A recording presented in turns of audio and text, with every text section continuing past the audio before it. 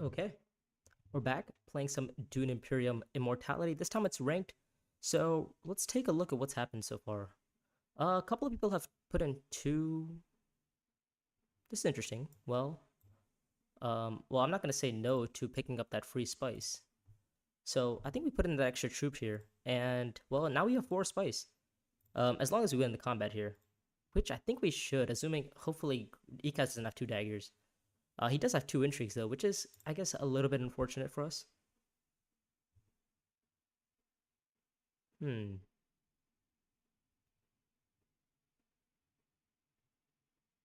Oops.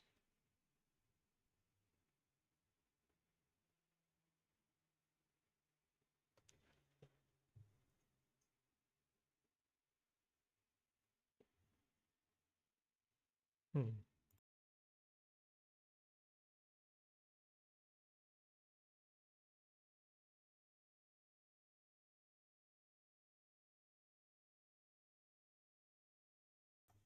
Okay, so what's happened here? So what's the dagger situation looking like? 5 strength from Ilbon, 5 strength from Hundro, 6 from Ikaz so far, and 6 from us. So we're gonna be on 8 strength. We have 2 persuasion to buy. The thing is, we are revealing 2 experimentations, and Face Answer is a powerful card.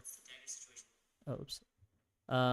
So we're looking at a pretty powerful turn here. Well, not powerful turn, but it'll definitely be a nice turn. Because now we're gonna have.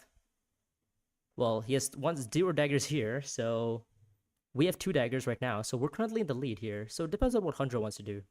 So what we can do here is next round, since we have both of our faction accesses, we can go to like a conspire round, conspire play, and then I don't know how are we picking up the rest of the Solari. We wait for Hundra to ship down, maybe. Well, lucky for what's his name? Ikaz that he got there. We have 2 to buy. So I think we just pick up a Phase Dancer. An early Phase Dancer, extra faction access is never too bad, especially because we get to graft it with our experimentations. Do we want to pick up anything else here? Spice Smugglers for extra Solari. Are we getting extra spice? I mean, I guess the voice isn't never bad. Has yellow access. So that's nice. So let's see what happens in the combat. We have 3 intrigues that are out there total right now. Let's see. So we have. Does he play an intrigue? 1 intrigue from Hundro. Hundro plays. Ooh, Hundro plays 5. Hundro plays enough to beat us in the combat. Okay. So that's not very good for us because now we've just. Oh, and Ikaz also decides to tie us? Why? Why tie? What was the point of tying? I don't get it. Why tie? Why tie? Okay. I mean, does he want? He still. You get 2 Solari either way.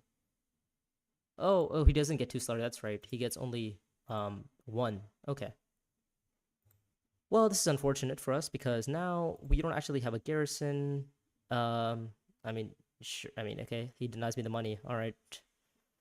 Doesn't make too big of an issue for us. It is a slight issue because now we need to still go to conspire. Hmm. Is there a different path here? Let me think. So our next hand is Phase Dancer, Experimentation, and our Signet Ring. That's what we're doing next round. So we have some Solari happening here. Um, we're probably gonna be seeing a fold space from Ilbon, I assume. So given this scenario, I think we're also gonna be rolling for a little bit of persuasion here. So I think we go to assembly. Sorry, Imperial Basin here. I think Imperial Basin is gonna be a great spot for us because Imperial Basin will take us to that 1 Solari. It will take us ahead of Swordmaster in terms of Hundro, unless Hundro finds a way to get that extra Solari right now. So right now we're gonna go to Experimentation to Imperial Basin and then go to our Conspire play. Let's deploy. Do we want to deploy the 1 troop? We know what Ilbon's gonna do. Actually, let's make sure Ilbon is gonna do that. So he played 1 faction access last round. What's in his discard? Do we know? Yep, everything is in his discard. He's trashed the Seakala, so he does have his diplomacy. So he's more than likely to go to, um, what's the space called? He's more than likely to go to fold space here. Oh, sorry. Let's just take an experimentation. Let's just take the beetle bump because we need to start working on our faction accesses. Oh, your Windows is somewhat not showing everything. Uh, what's missing? Oh, is it Ilbon's like face? Are you is that part's missing or what else is missing? Ooh, let me check. Oh, I see. Okay. Oh, I need to make this smaller, don't I? Okay. A little bit smaller.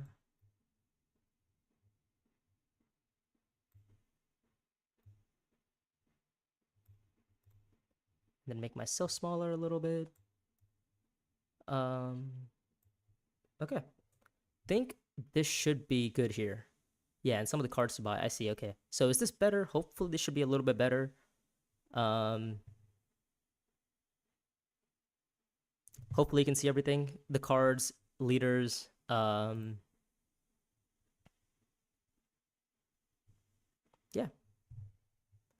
Let me know if there's anything else that I need to adjust for now. So I'm playing Memnon here because I'm currently in bronze. This is my second game of ranked so far in digital. Sorry, not digital, for Ixen Immortality. It has just released today, so it's not that special. Okay, so Honjo decided not to deploy into the combat. That's nice. And the tech negotiation from Ikaz. So Ikaz is gonna go and buy. What does he want? Does he want to buy something? Is that what's happening? Who knows? Let's just go to Conspire, get our Solari for Swordmaster, and yeah, we're gonna sit there, refocus, shuffle my discard into my deck. Oh, you know what? That's a great card, especially for like a Gurney play. As long as you don't draw any of our daggers. Oh, that would be perfect. Huh.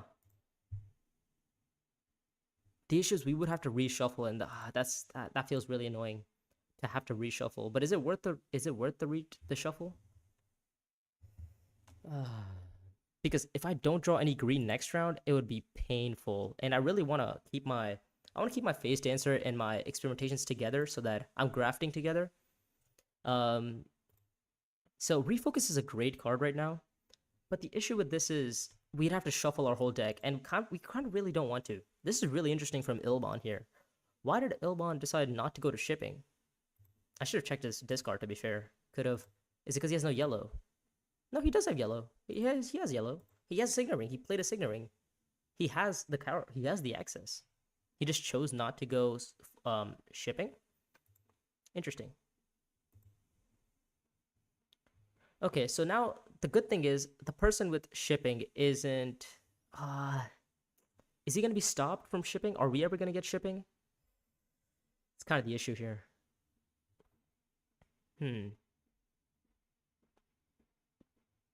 So Smuggler stopped her. What did we buy here? I think we atomics the row for 5. I think that's probably our best play of action so far. Also, the good thing with this combat is the fact that everybody's deployed except us. Well, not except us, but we're the only ones with a garrison, and we're gonna be the only ones with Swordmaster. So we have a pretty good turn next round. We can kind of go to Swordmaster first action. Oh, Thylaxu Master, what a card! Did Ikaz hit it? I forgot how much he revealed. I assume he played it. Yep, Thylaxu Master is gone. What else is on the row, by the way? Okay. Do we atomics the row ourselves, or do we just buy Stilgar? I mean, buying Stilgar is great here. I mean, 2 persuasion. Can't really go wrong with that. The issue is we've played 2 rounds and we've only had 1 faction access so far, so we're kind of missing out on that part. So those of you who guys just joined, we're currently sitting in 4th position playing Memnon. And the reason why I picked Memnon is because I let the AI decide for me which leader I was picking. Since we're in the Bronze League, I don't really care about which leader picks I'm picking. And if it's a bad leader, well, so be it. Let's just try to win with a suboptimal leader. The thing is, there's also a good having to pick Memnon here is actually not bad because of the fact that the restricted ordnance is on the row, and given the fact that people are probably going to be shipping up and down, maybe we're going to get some extra Solari here and there. Getting High Council isn't really that difficult. So hopefully our next hand has some sort of green and has Face Dancer. What are the odds of that? pretty high, I think. 7 cards. So let's see. Hmm.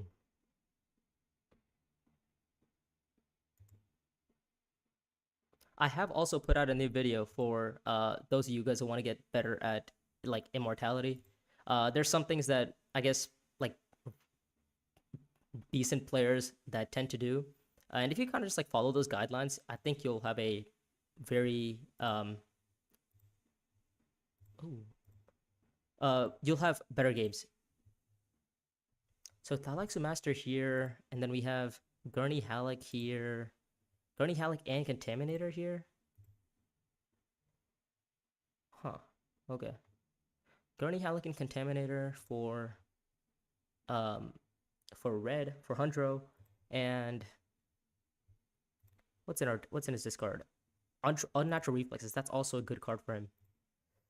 Okay. Hmm.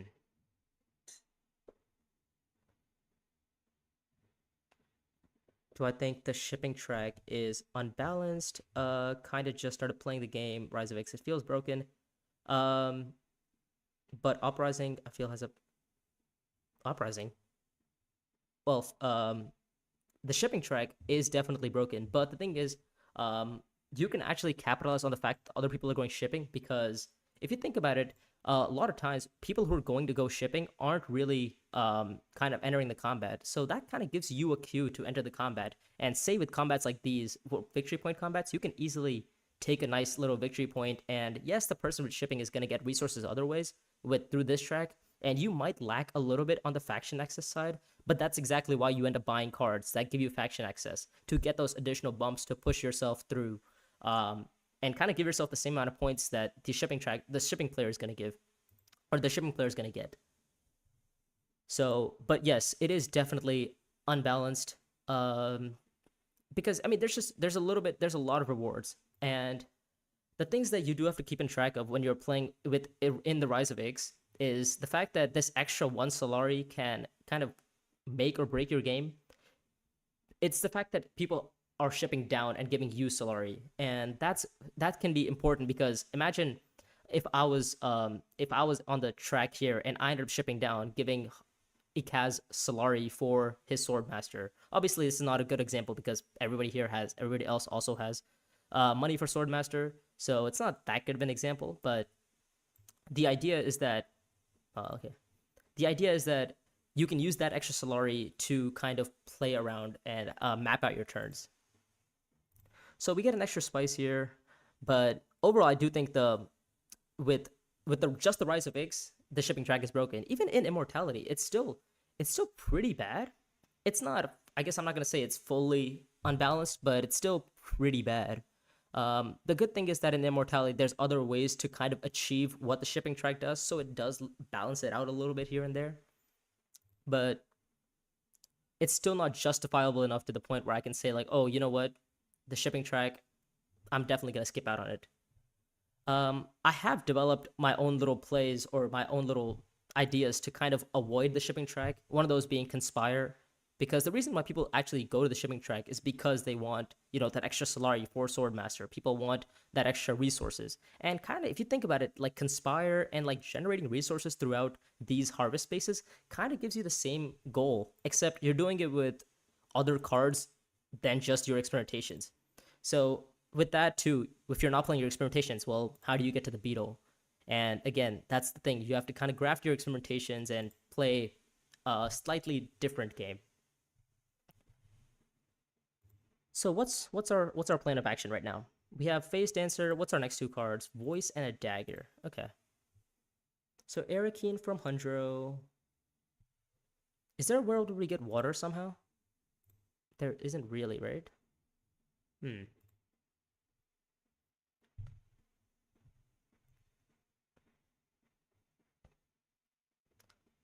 So, by the way, Hundro's just straight up drawn into his Gurney Halleck, which is a broken card for him. I mean, also, Ikaz has Tlalexu Master in his hand, so that's also slightly an issue. But the thing with the Slilaxu Master is that it's kind of like a solitaire gameplay. The main thing that I'm really worried about is the fact that Hanjo has Guardy Halleck, because those two troops and the extra card draw. I'm not worried about the extra card draw as much, but the two troops can really be a pain. So smuggling from a Kaz, they're all kind of like pushing for Swordmaster. And the thing is, unless Ilbon gets enough Solari, hits his 8 Solari mark right now, it's gonna be kind of difficult for him to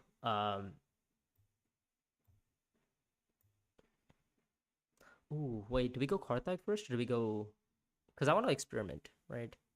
Yeah, I think we get the water here. I think we deploy in one troop for now. Let's draw a card. Oh, the voice. Okay, so that's good. That at least changes. Well, it doesn't change anything, but it gives us a little bit more flexibility. Now we can go to yellow spaces as well. Deploy in. I think one troop should be fine because Ikaz has only deployed in, hasn't deployed at all, and we can kind of see what Hundro is gonna do, and based on that, we can decide to deploy more or deploy less. Advanced weaponry. Ooh, that's a good card. That's a great card. That's a okay. So advanced weaponry can get us some dreadnoughts. So the thing is, I really want to get High Council as soon as possible, and the way for me to do that is kind of go to Haga Basin right now, so that next round I can go to Conspire and then instantly go to High Council, pick up my extra bump. Oh, by the way, how did the other Thalaksu Master end up showing up on the row? I did not even notice. Um, this is bad because if I've just given Ikaz another Thalaksu Master, I would feel really bad. He already has one, so having the second one would be pretty GG's. It would not be a close game.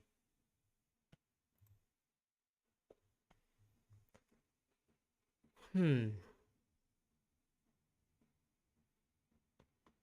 What is Ilbon thinking about? The real Star Sky. What could he be thinking about? I mean, this is this. If he has this fold space in his hand, or if he has his diplomacy in his hand, you just go to Welt. Yeah, exactly. He goes to Welt, and actually, I think we can justify the fact. I think we can justify just getting one spice and one intrigue for second place here, unless Hundro reveals for 0 daggers in his hand.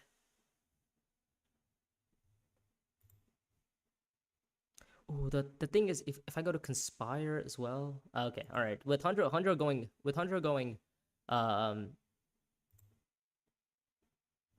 which one? What card did he go Mentat with? He went with his Signa ring. So there's at least, yeah. So he has at least one dagger. Wait, what? Ikaz also has 2 in the shadows. He has 2 in the shadows, and he has Talaxu Master. I did not even notice that he had both of them. Wow. Okay. So this is definitely going to be an interesting game for sure. So who has water? No water here. What's his persuasion at? Do we think he has 5? I don't think he has 5. Who has atomics? He has atomics.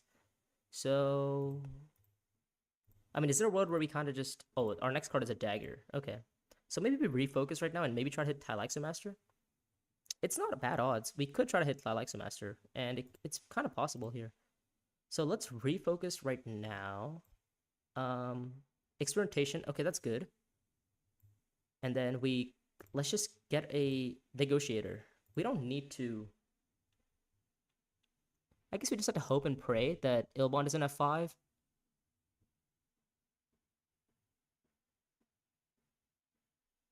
What's our next hand looking like?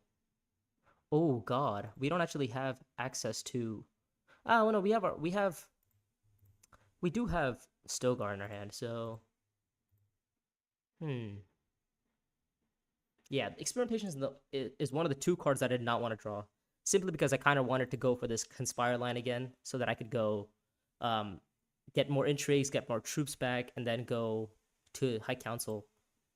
So lucky for us, we've actually ended up getting our Thylaxu Master of our own, so that's nice. Yeah. I mean, is this luck? I guess it's luck. We got lucky that Ilbon didn't have 5 persuasion to reveal with. So Bindu suspension. Okay. What does he Bindu suspension for? He has 5 now? Is this an atomics? No, he can't atomics. He does have 2 daggers though, so I'm glad we didn't deploy. 5 here. And our next hand is it's definitely difficult to kind of maneuver.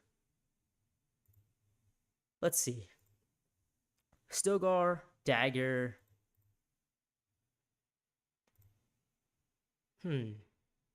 Oh, tiebreaker. Okay, that's a decent card. We kind of need to get to Mentat here. Yeah, I think we need to get to Mentat here. Or actually, is there a world where we can go Haga Basin, put in 1 troop, go to Conspire, and then High Council for a total of 6 persuasion? Is that a line? I don't think it is because I kind of want to play my Stilgar. I mean, he's just faction access, right? So I kind of want to play him. Yeah, I think we have to play our Stilgar here. This is kind of a difficult hand to maneuver here. We kind of have to play for the Mentat line, and then once we play for the Mentat line, we kind of draw into some cards. Hopefully, it's a card that we can play. It is kind of unfortunate that we are having to go to Mentat here, because we still have advanced weaponry. We still have to get High Council, so definitely a lot of things that could go wrong here. So what are some cards that we don't want to draw? Actually, we're happy with quite a bit of cards here. Any kind of yeah, we're happy with the Mentat's gone. That's not good. So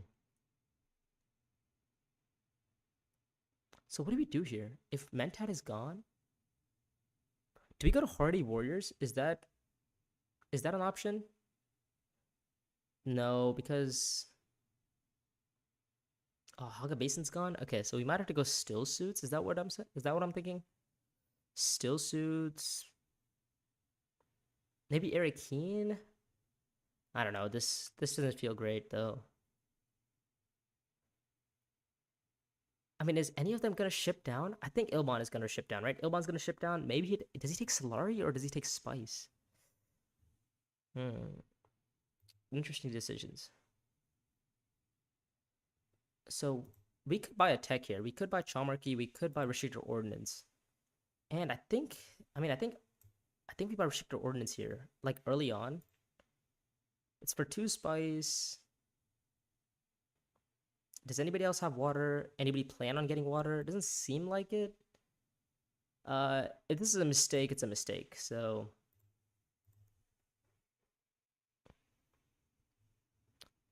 also think is worst case scenario, even if you have Restrictor Ordnance, if we get something from this combat, we can just go to High Council ourselves.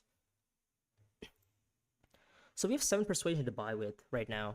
So we need somebody to give us a Solari so we can actually place this Dreadnought in the combat.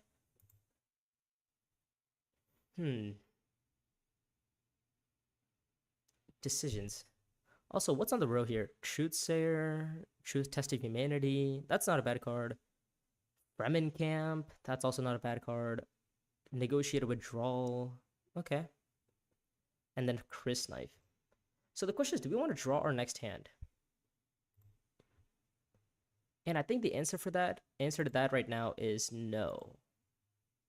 To be fair, we could also. It's also kind of yes. I really just don't want to draw my cards. I just want to get to this juicy +4 next round. Hoping that Ilbon doesn't get there. How could Ilbon even get there? It's kind of just like he only has to go to water, or sorry, Still Suits here, right? Still Suits the only way that Ilbon can get to water.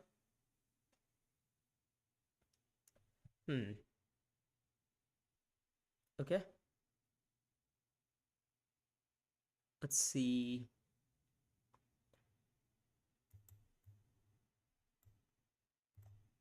So interstellar shipping from Ilbon.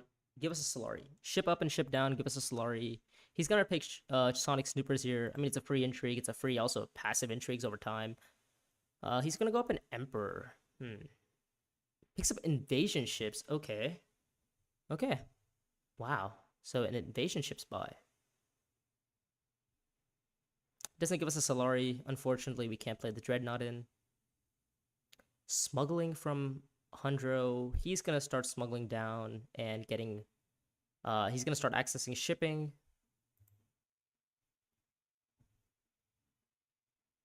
So what does Hundro, not Hundro, Ikaz do here? Because if Ikaz doesn't deploy any troops in here, I think we're very, very happy with ourselves here. Because then we can go to Still Suits and get the water to go Great Flat, and then go Conspire, go here. Yeah, I think we'll be very happy if we can end up pulling all of that off. It is a long shot though, because we need Ikaz to not block Still Suits, and we need Ilbon to not get water next round. To be fair, both of those lines are pretty possible. Yeah, but with Ikaz deploying here, that might be a little bit of an issue. He has trashed both of his daggers, right? No, he's trashed one dagger and... Okay. So he's trashed one dagger. Does he deploy? He does deploy. Greed. With 3 people with actions behind him, he chooses to deploy. That is bold. Okay, so let's just go here. Do we actually, is there what are we contesting the Fremen Alliance? Is that what we're doing? Because if we're not, we could just go to Carthag here and deploy in 2 troops.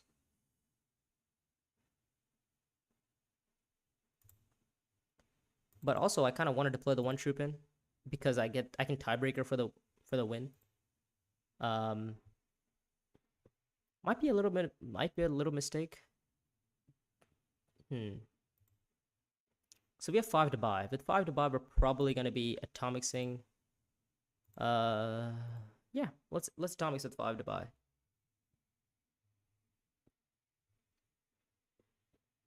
Oh yes, okay. So this is the line. So we go once we get enough spice, we can go to Conspire. Then we can go here, take the bump up in Emperor again, because we're Memnon. Memnon's ability is when you take a seat on the High Council, you get a bump. So we're gonna actually take the High Council bump, go up again, and then from there we can go to High Council and deploy.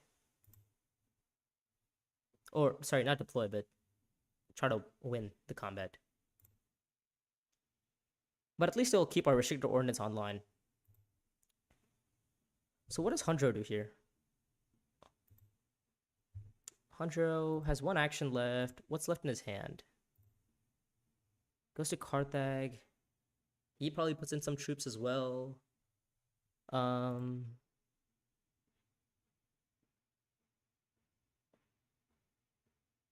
he put troops in? He could just put in 3 and win the combat. Or, yeah, win the combat. He puts in 2, though. Okay. How many daggers from Rakaz? 1 dagger. Great.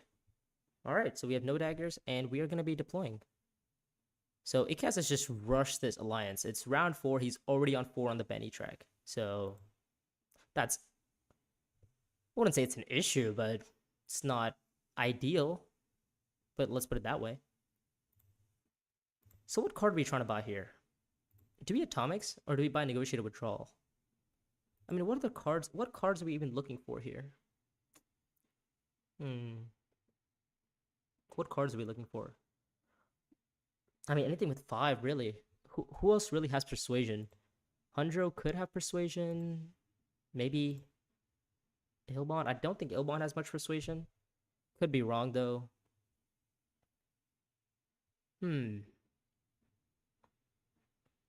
So 1 troop from Ikaz here. We're going to beat him in the combat. Unless, he also decides to play another intrigue of his own. Acquires Test of Humanity. That is a card that we have to keep track of.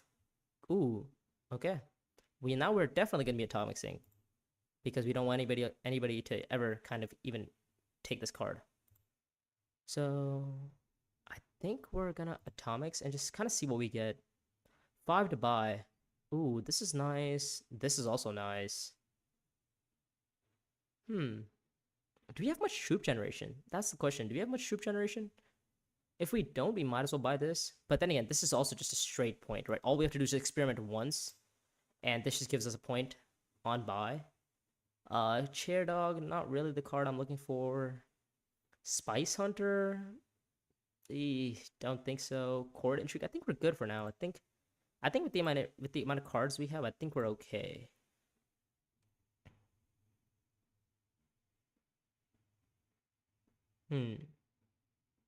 Yeah, with our given cards, I think we're okay.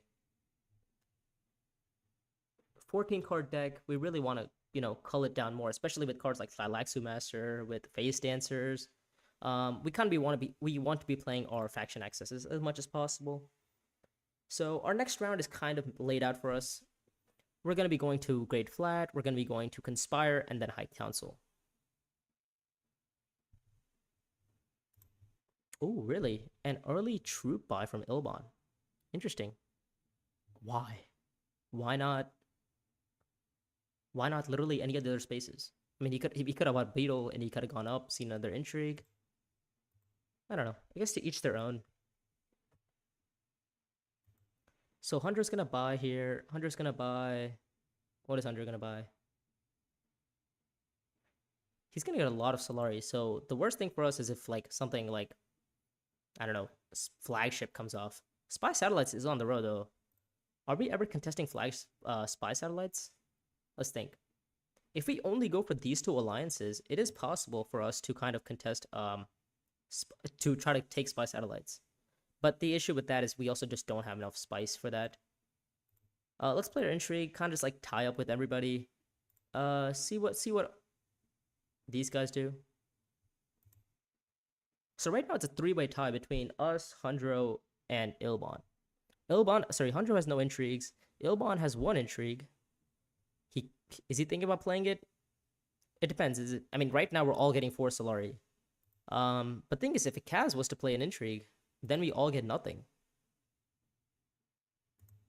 Oh, okay, there we go. Yeah. Hey, we all get 4 Solari. This is nice. So now we can actually go to High Council without having to worry about losing well, not losing, sorry. We can go to High Council first action.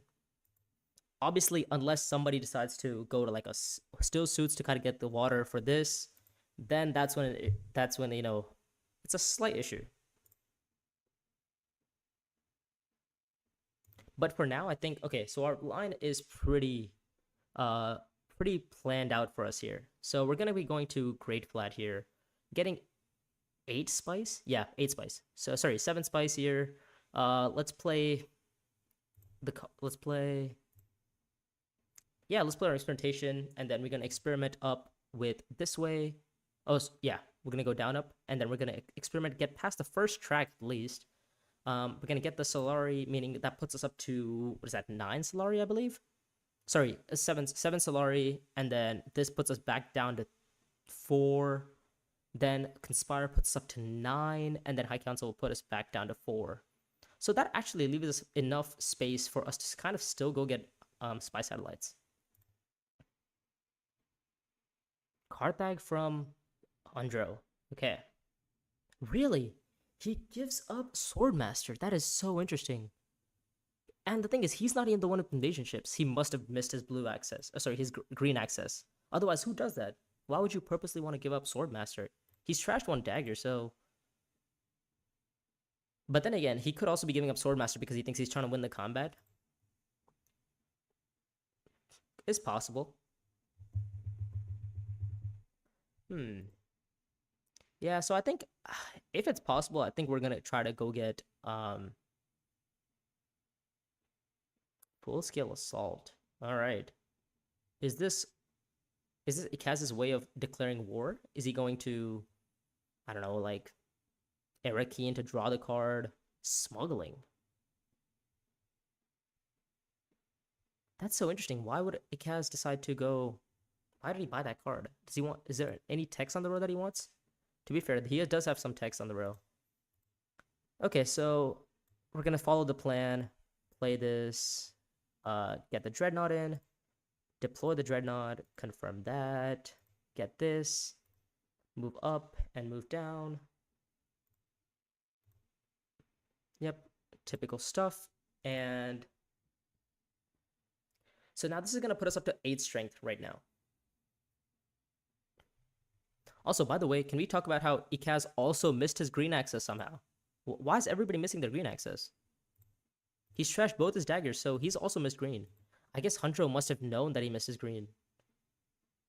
I mean, if Hundro knew that Ikaz missed his green, fair play. That is a high skilled play. But if he just kind of fluked it, then why? Okay. So interesting. Both Ikaz and Hundro don't have any green. But Hundro could have drawn into a green with his Karthag play with Gurney. So we're gonna see a Mentat from Ilban here. Did Ilban buy a power card perchance? Okay, so he drew his green. He drew Swordmaster. Yep, he ships up.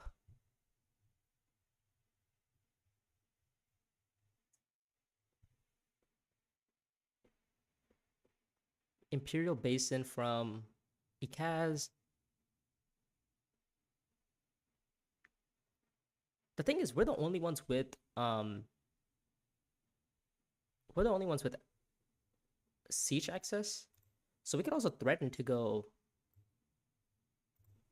like siege and kind of get enough water for a research station next round.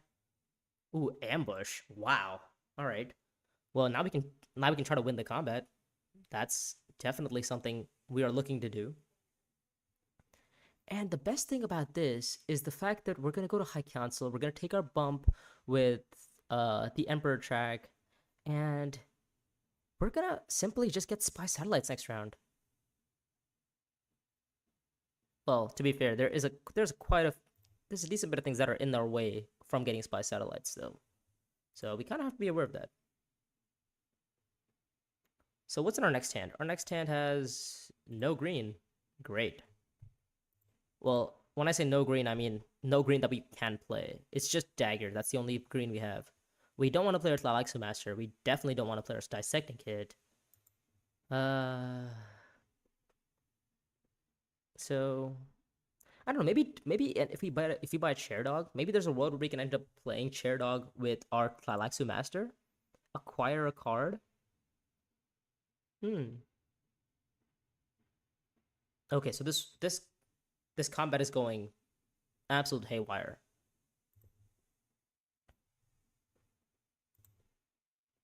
All right, so still suits from Hundro, and I think we actually forego getting High Council here, and I think we take the bump, or not take the bump. We go Spy Satellites first.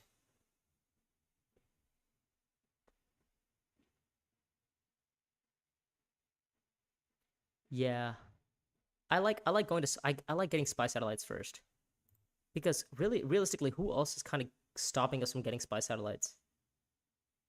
If Ikaz, well, okay, we know what Hunter's gonna do. Hunter's next round is gonna go to, is gonna go up shipping. So if he ships up and down, right, there is an argument to be made for him to buy Spy Satellites. Maybe he wants Spy Satellites because he doesn't think he's gonna win this combat. He does have 2 bumps that are just lying around, to be fair. So Spy Satellites is totally an option for our for Hundro here. Okay, so I think we're gonna go to Dreadnought here, and we're gonna buy Spy Satellites. We're just not gonna ask too many questions about it, because if we lose Spy Satellites, our game is pushed a little bit back. It's not that big of an issue, but we would prefer to have Spy Satellites because we don't have to worry about ever getting Benny. We don't have to worry about getting spacing, and we can just kind of focus on going Emperor and going Fremen, which is kind of what we're doing anyways, because our access is pretty Fremen heavy, pretty Emperor heavy. Beetle point from a Kaz here. And thing is, if once we buy spy satellites, we can actually slow the game down because we can determine how much we're gonna deploy into the combat here, or not combat. Sorry, how much who's gonna end the game. So let's buy the spy satellites. So spy satellites for us. And maybe we ended up taking away somebody's chance of getting spy satellites. Maybe somebody else wanted spy satellites. Who knows? But right now we're sitting with 2 bumps that are, I mean, very free for us. And this combat, by the way, has given us an extra water. So are we getting? Are we getting research station next round? Oh yeah, we are. Hunter's gonna go shipping, and then that means we're gonna go to research station.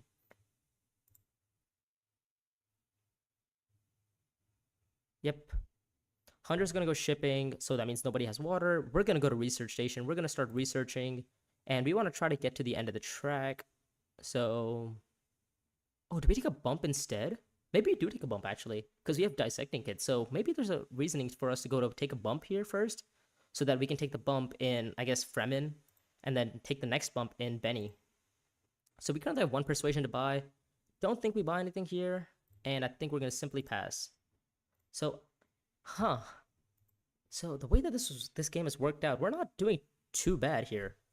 There is a Tlilaxu Master with Ikaz. Ikaz has literally every good card in the game. He has both in the shadows, and he has 1 Tlilaxu Master. Hundro has Gurney Halleck. We have a Tlilaxu Master of our own.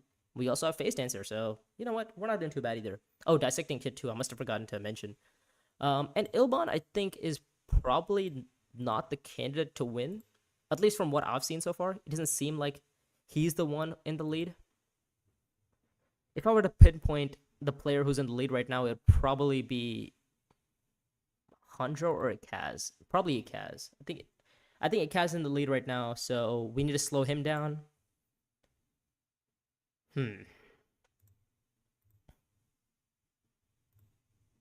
So do we want to play an intrigue? No, we don't want to play an intrigue.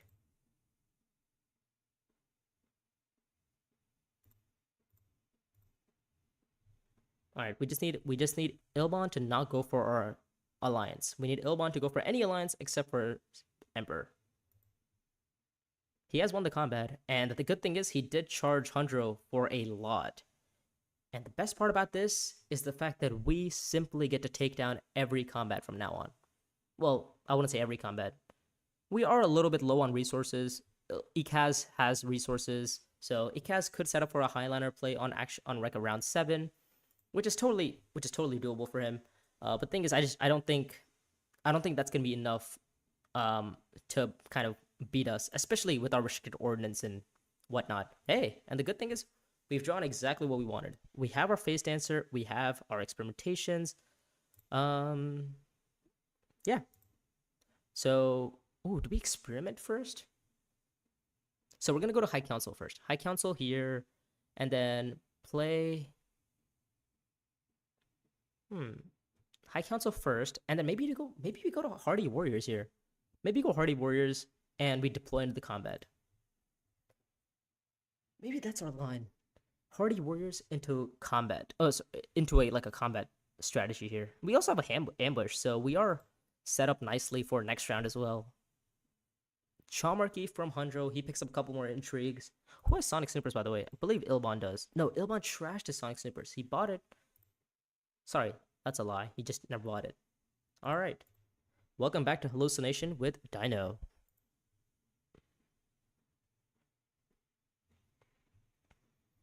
So, as expected, we see a shipping play from Hundro. He ships down and up.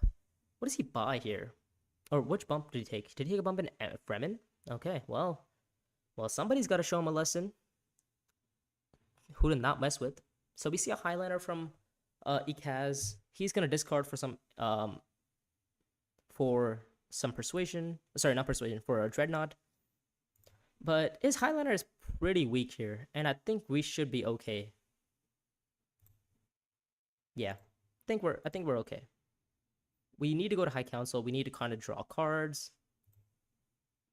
And we're gonna take the Emperor. We're gonna take the Alliance. We're gonna take both alliances this round, and we're gonna kind of sit there.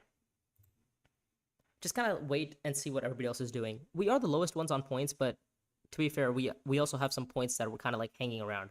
We have at least one veto point. We have both alliances this round.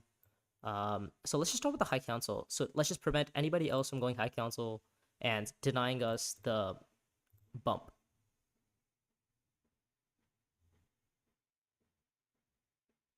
Yeah. Think we go there, get some extra troops in, and kind of also like start setting up for next round as well. We need to win this combat because that's like one of the only ways we're kind of winning this game here. We need points. We have 4 points right now. Is Spice and Slow is an option? Is it an option? Don't think so. We do have 2 techs. We have restricted ordnance, and it is online. So we're currently sitting on at least 4 strength. With 1 troop, we'd be on 8. With a dreadnought, we're on 11. With another dreadnought, we're on 14.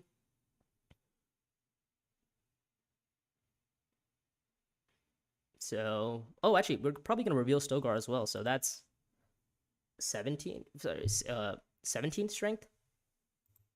Yeah, I just don't think Ikaz has the ability to beat us, or I mean, he probably doesn't want to. And things we can always just, go over the top with a little ambush play. Never hurts somebody to ambush. Ooh, maybe if we go research station here. Actually, depending on what we draw here, we might go research station. Bold space from Hundro. He decides that he wants the alliance. Wow, that is a bold play, especially against Ilbon, who has power play. I don't know if it's in his hand right now. Yeah, he has power play literally next round, so he's definitely gonna be taking the alliance back. Especially with shipping. He has shipping. He has the ability to get the alliance. Yes, he might take another bump here, but Ilbon still can take the alliance. Um, hmm. He is securing it though, or at least he is trying to secure it. Hmm.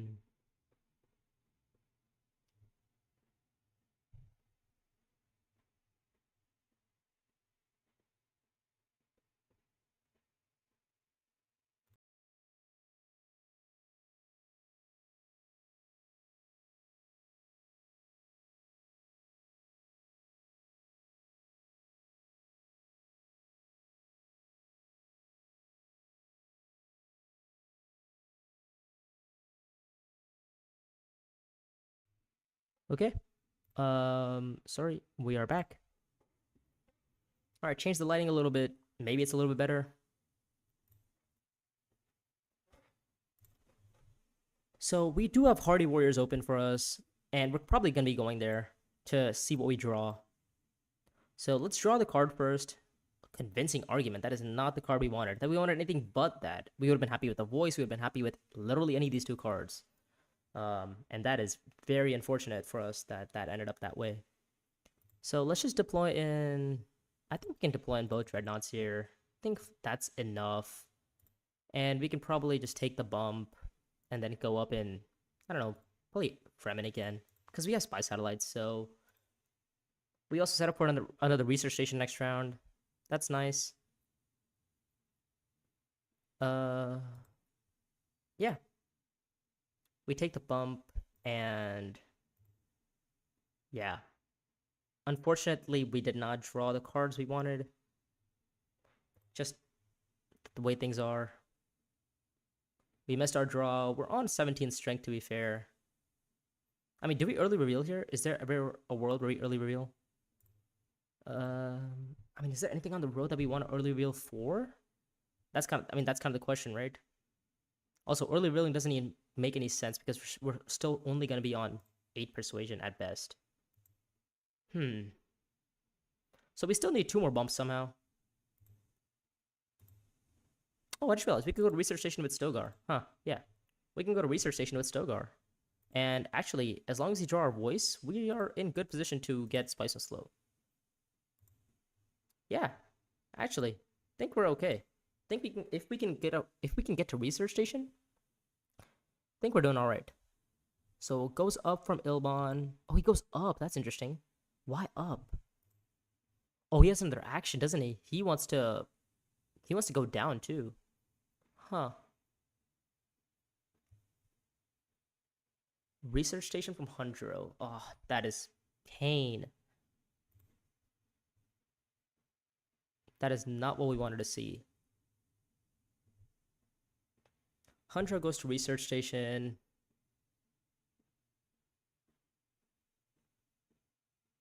Oof. This is definitely a little bit more difficult now. We need to get to research station next round, basically. And it's possible. We have voice. I don't know. What do we do here? Karthag? Erikeen? Erikeen and draw into our... I mean, I think we're happy with drawing any of our cards from Erikeen here. Dissecting Alright, great. Good card. Good card. We like that. We love Dissecting. Alright, so I think 16 strength should be enough to battle off Ikaza's 2 intrigues. And if it's not, it's a little bit unfortunate for us. So this would be a point for us. This is a point for us. We have 7 persuasion to buy with. And we're probably going to be looking to buy... I don't know. What are we looking to buy here? Do you have any Emperor cards, perchance? Nope, doesn't look like it. So this Interstellar Conspiracy is not looking too good. Do we have any Fremen? Oh, we have so many Fremen. We could totally get Lisan Al-Gaib for the extra Fremen. Also, well, we don't have any Benny Jesters, do we? Oh, to be fair, no, we do. We do. Next round, we're going to have the voice. So there's a world where we can actually voice into like a Lisan Al-Gaib and get the extra bumps. Okay. So we have to win the combat here. And I think we should be doing that pretty easily. Interstellar shipping from Ilbon. What does he do? Where's this going to go?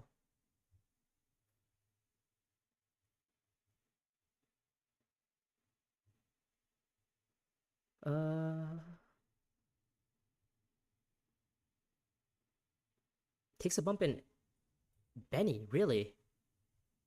Ooh. Okay, so the issue with this is the fact that all of our alliances are kind of in danger because Ilbon with his power play is gonna contest either Emperor or Fremen here. The thing is, we do have spy satellites, so at least that's something that gives us some hope. Are we gonna see an atomics from Ilbon? Not Ilbon, sorry, Hundro. Oh, sorry, he doesn't have atomics. So, Lisan Al-Gaib for us. I mean, it's not about the spice. It's more about the.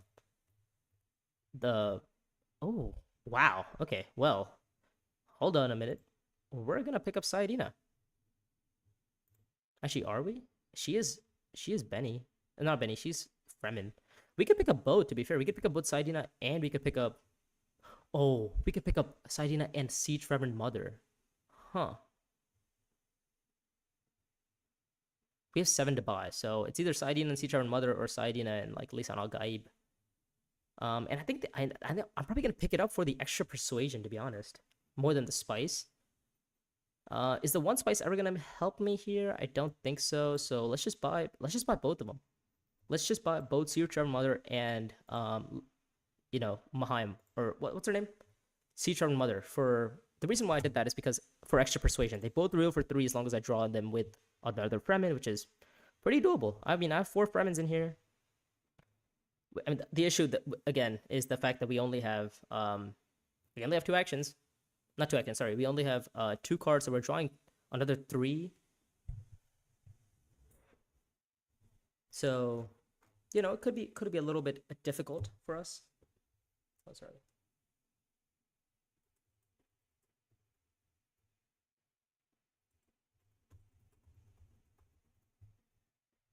All right, let's try to make it to Masters. We got 5 people watching. I appreciate all 5 of y'all. Reveals for a water? Is that a water? And if you have the alliance, I think it's 3 spice, right? Discard. Yeah, he doesn't have the alliance. So he's simply going to reel for the water. Let's see what Ikaz does here. Does he play an intrigue?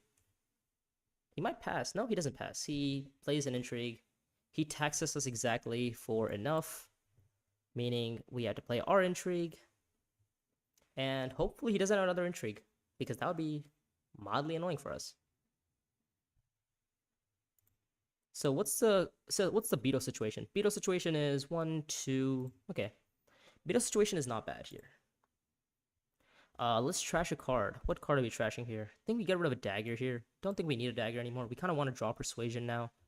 Do we give Hundro the pleasure of getting the extra Solari? No, I don't think we do. If I can't have the flag, if I can't have the flag, you can't have the flag. And we guessed right, spot on. We just drew Karthag. We get another troop in. Beautiful. Ooh, and we get research stations. This is great. The issue with this is the fact that we don't have much things that we're doing with. We have 6 persuasion right now. Sorry, not 6 persuasion. 6 points right now. We have 8 theoretically with spy satellites. So, but the issue with this is the fact that our alliances might be taken at any moment from us.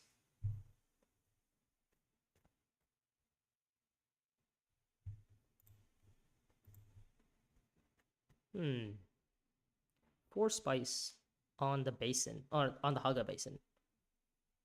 Okay, so he takes a bump in Fremen. He goes up twice. What's on the row, by the way? Holtzman engine. To be fair, we could pick it up. We're the only ones with High Council.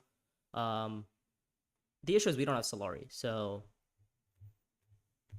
and I think that is okay. We're gonna go to research station right now, and he's gonna contest 100 for this alliance. Why? I know why. He has the stupid double Benny combos. He has the 2 Benny cards in his hand, doesn't he? Yeah, he has 2 Benny cards in his hand.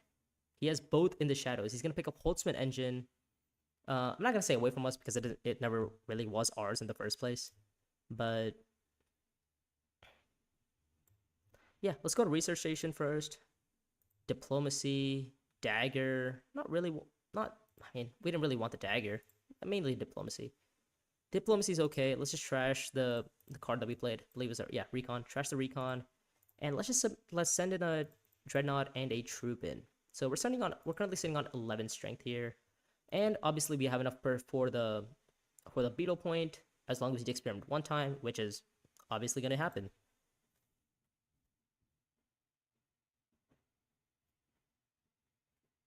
Okay, so I think we go to Hardy Warriors here. We have to go to Hardy Warriors here. And then maybe we can go... Oh, actually, there is an argument to be made for going to experimentation to Beetle, like, instantly. Huh.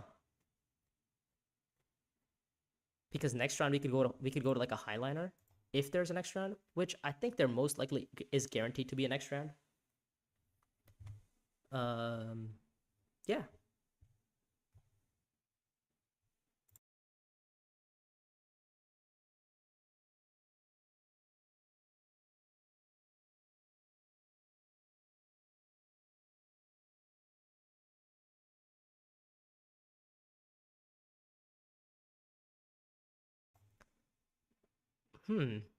Okay.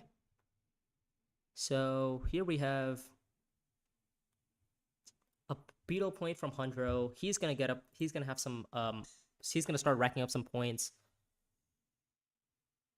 So the question is, do we go to what's that space called? Hug a Basin to kind of set up for next round with a Highliner? It's not a terrible idea, to be fair. And we can also, but the thing is, if our next round has Saidina in there, which it most likely will, but if we also draw into our Saidina this round, it would be a little bit unfortunate. I don't know. There's some things I want to do here. Yeah, but I think I have to go to Hardy Warriors here to kind of like guarantee the combat for myself. This is difficult. Definitely difficult. Is Ilbon gonna go into the combat here? Probably not.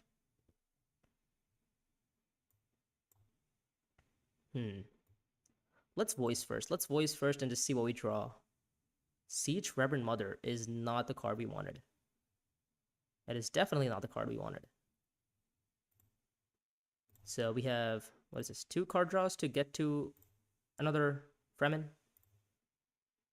Let's block a board space. Let's block, I don't know, I guess we can block this. And then let's deploy in 2 more units. So in 2 card draws, can we hit a Fremen? 1, 2. We have 3 Fremen in 7 cards. It's a 50% odds, basically, of us hitting a Fremen card. And the minute we hit a Fremen, this is spot on.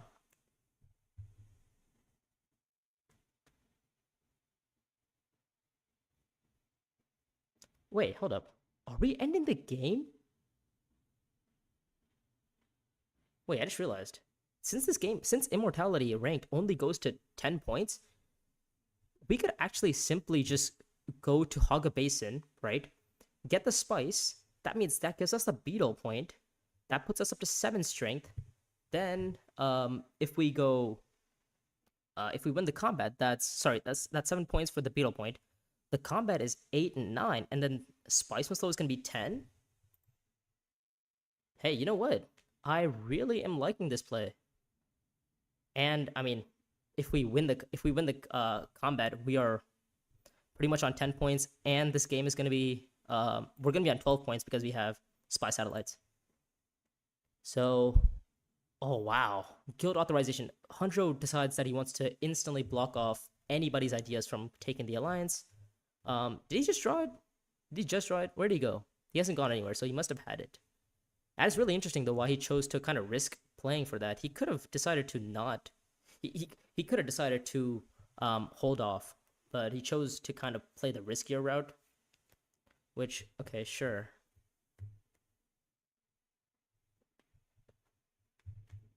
Okay, so we just need to kind of get like alright luck. If we can get average luck, we are in the game.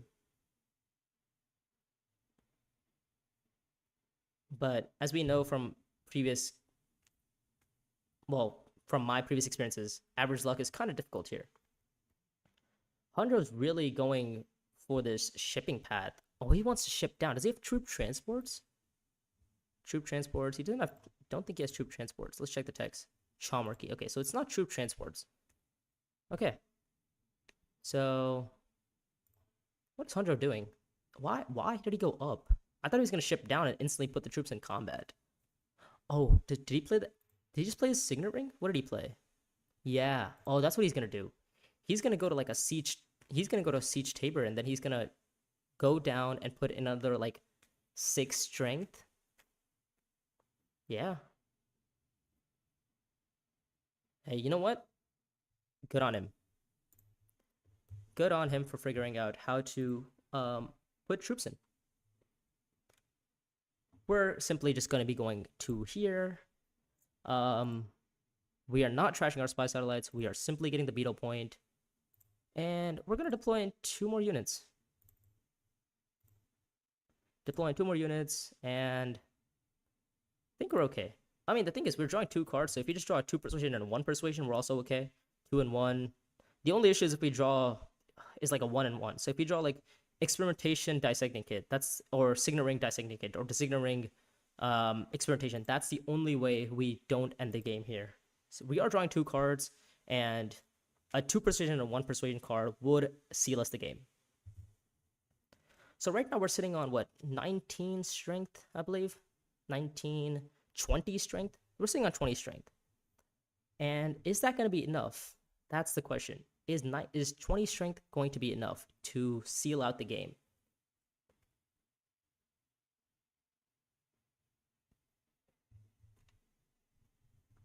Yeah, it took me a little while to understand that the game is actually ending.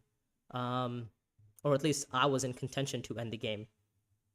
But now that we figured that out, that's good. So Tlalaksu Master, it is a pretty good card. Unfortunately, we bought it, I think, round 4, and we've only seen it once on round 7. But the thing is, it doesn't matter how many times you see it, it just matters what it does for you. And luckily for us, it's actually gotten us it might have gotten us the win. Assuming we don't draw like horrendous. We do have to be aware of Hunjo's singular intrigue. Hunjo's singular intrigue might change change the way this combat plays out, because he's gonna be putting up to 16 strength, and if that combat intrigue is, I don't know, if that intrigue is a combat intrigue like a private army, that could be 21, and he could have us beat in the combat. So, yep, as expected, he plays a Signet Ring to Siege Tabra. He goes down, picks up some more spice. This really depends. This kind of shows what he's going to be putting in. He buys Sonic Snoopers for another intrigue. Okay. Flagship comes up in the row. I mean, the thing is, the game isn't going to end. So, next round, we still have the ability to go to like a Highliner and win the combat. And we're gonna, if we don't win the combat this round, we're gonna have both Dreadnoughts next round as well. So we're not doing too bad. And we're gonna have a Spice and Slow this round. By the way, who has Holtzman Engine? It is Ikaz, I believe. Yeah, Ikaz has Holtzman Engine. Does he have Spice and Slow? No, he does not. Does he have a single Spice and Slow? No, he doesn't. Why did he buy Holtzman Engine? Alright, well, I guess he'll learn over time that maybe Holtzman Engine wasn't the correct buy. All right, so now we take a gamble. So we have 20 strength. All right, Fremen. Bang! Spice is slow. That's enough right then and there. Okay, so let's research one more time. Just not Sayadina. Dissecting it. Great. Wow, okay. You know what? I'm very happy with that draw. We get another beetle. Not that it really matters for us. So we're gonna pick up a Spice and Slow here. Oh, we do have 3 persuasion to buy another beetle, don't we? Huh. Is there another world where we're getting to a Spice beetle again? Don't think so, right? So I think we're gonna take the troops in the case that the game goes one more round. So yeah, I think we get the troops here. Or is it? I don't know. He says GG's, but I don't think it is GG's yet. Oh, actually, wait, hold up. That was a mistake. I should have gotten the beetle. Yeah, because I need the intrigue. It gets me an intrigue. All right, give me a combat intrigue. Shadowy Bargain. That's not the intrigue I wanted. But you know what? It's okay because we have 2 persuasion to buy. I think we're okay. Yeah.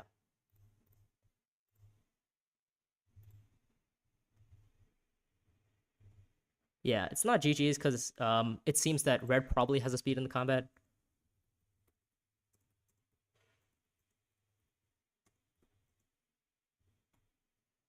Well, actually, I'm not gonna say it because that could give implications to what intrigue I've drawn. And thing is, right now we're sitting on 11 points. By the way, we have 2 points from we have a point from Spy Satellite. We have 2 points from Spy Satellites, and we have a point from Shadowy Bargain. To be fair, I think if Hunter just takes our alliance, the game goes one more round. So that's also something we have to be keeping track of. Yeah, this intrigue is just one direct victory point. So we're sitting on 11 points right now. The issue is, again, as we said, we don't have like a next path or next line of game, next path. We don't have a game plan, is what I'm trying to say. Next round. Let's see. People, I mean, Yellow has said GG's to us, but I doubt it's going to be GG's because Hundro has drawn 2 intrigues. He has 16 strength right now. I mean, I'm going to assume that one of his intrigues is like Private Army for 21 strength. His other intrigue could be like, you know, like an ambush or something. He does have Sonic Snooper, so he could dig. Urgent mission. Okay. Oh, is this an urgent mission to Hardy Warriors? That's what it might be. He might take the Alliance. There we go. Okay, he takes the Alliance and he deploys in the troops. And he takes our point. All right, so we lose this, but we're still okay because if Hundro was to end the game himself, we're still doing better. We've just drawn into an endgame intrigue. So this is 7, 8, 9, and this is 10. So we're still on 10. Does Hundro have Chomarchy? Oh, I believe he does, right? Oh god. Okay, so we get second. Did he hit Spice so slow? Hold up. How did he hit 21 strength? Oh, reinforcements. Okay. Wait, I'm a little bit confused on how Hondros hit 21 strength though, or 25 strength. How much did he real on? Oh, he deployed in troops from his garrison. That's right, or from his combat. Okay, I see. So the game doesn't end. I'm glad the game doesn't end because now we still have a path for like a highliner next round. I mean an instant highliner. Actually, wait, that's a lie. We just drew our face dancer, didn't we? No, we don't have highliner next round. No. Oh god. Okay. So we don't have highliner. We don't really have anything else going for us.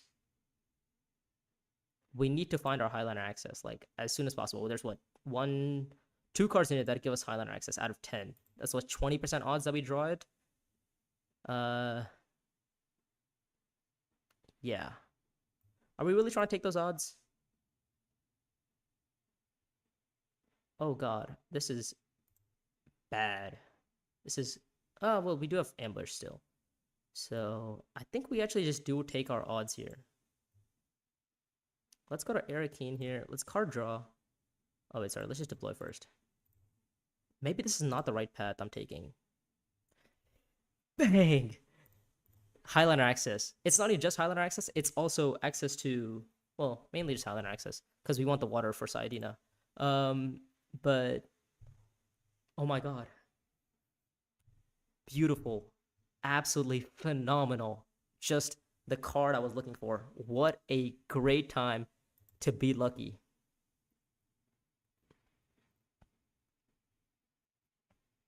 So we're seeing Spice this round. So this with Spice we're gonna be on 8. Spice Satellites is 10. Beetle is 11. Okay, so 11 points right now, at least 11 points. Spice and Slow and 2 points. Yep, so 11 points from just all of that. If we don't win the combat, that's still 11. If we get second in the combat, that's 12. If we somehow take the alliance back, that's 13. I doubt we're taking the alliance back, but it's mainly it's gonna come down to if we're gonna get point off Saidina here. Selective breeding from Hundro. He's gonna start netting points. He's gonna go selective breeding. He's gonna try to get some more card draw. And he has Chalmarchy, so we have to be aware of his potential there. Last round from Hundro.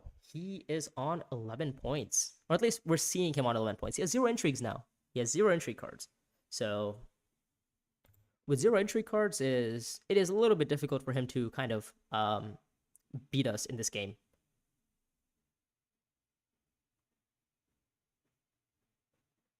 This also asks a question, right? Do we need to go to Highliner?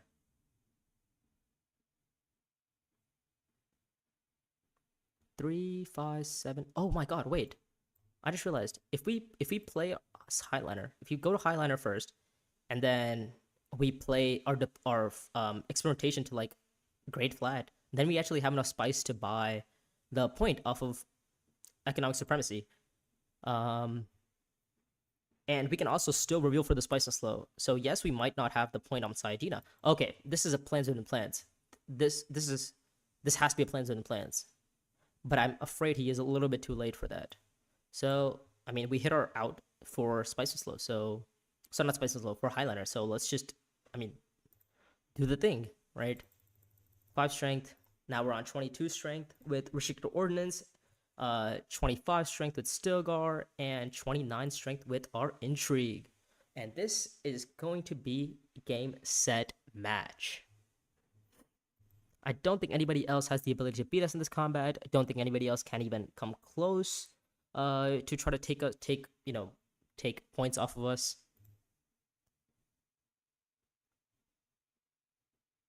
Actually, he could take a point off of here. Oh, I forgot about Ilbon going to a Highliner himself. So, did forget to take care of that. But the thing is, he only has 1 intrigue card. So with 1 intrigue card, I doubt he's gonna get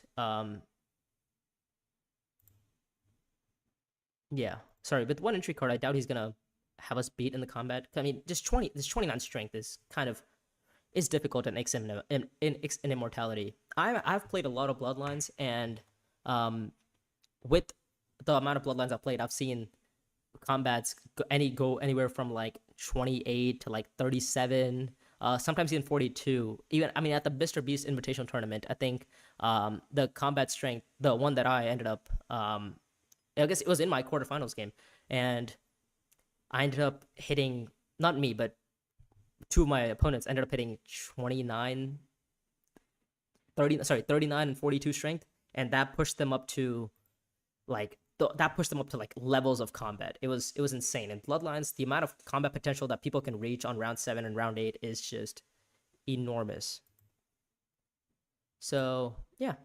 Anyways, enough about Bloodlines. Let's focus on the game at hand. So right now we have 18 strength, 22 strength from Restrictor Ordnance, 26 from Ambush, and 29 from Stilgar. So a Hardy Warriors from Ilbon could put him up to... Oh wait, how did he get another point?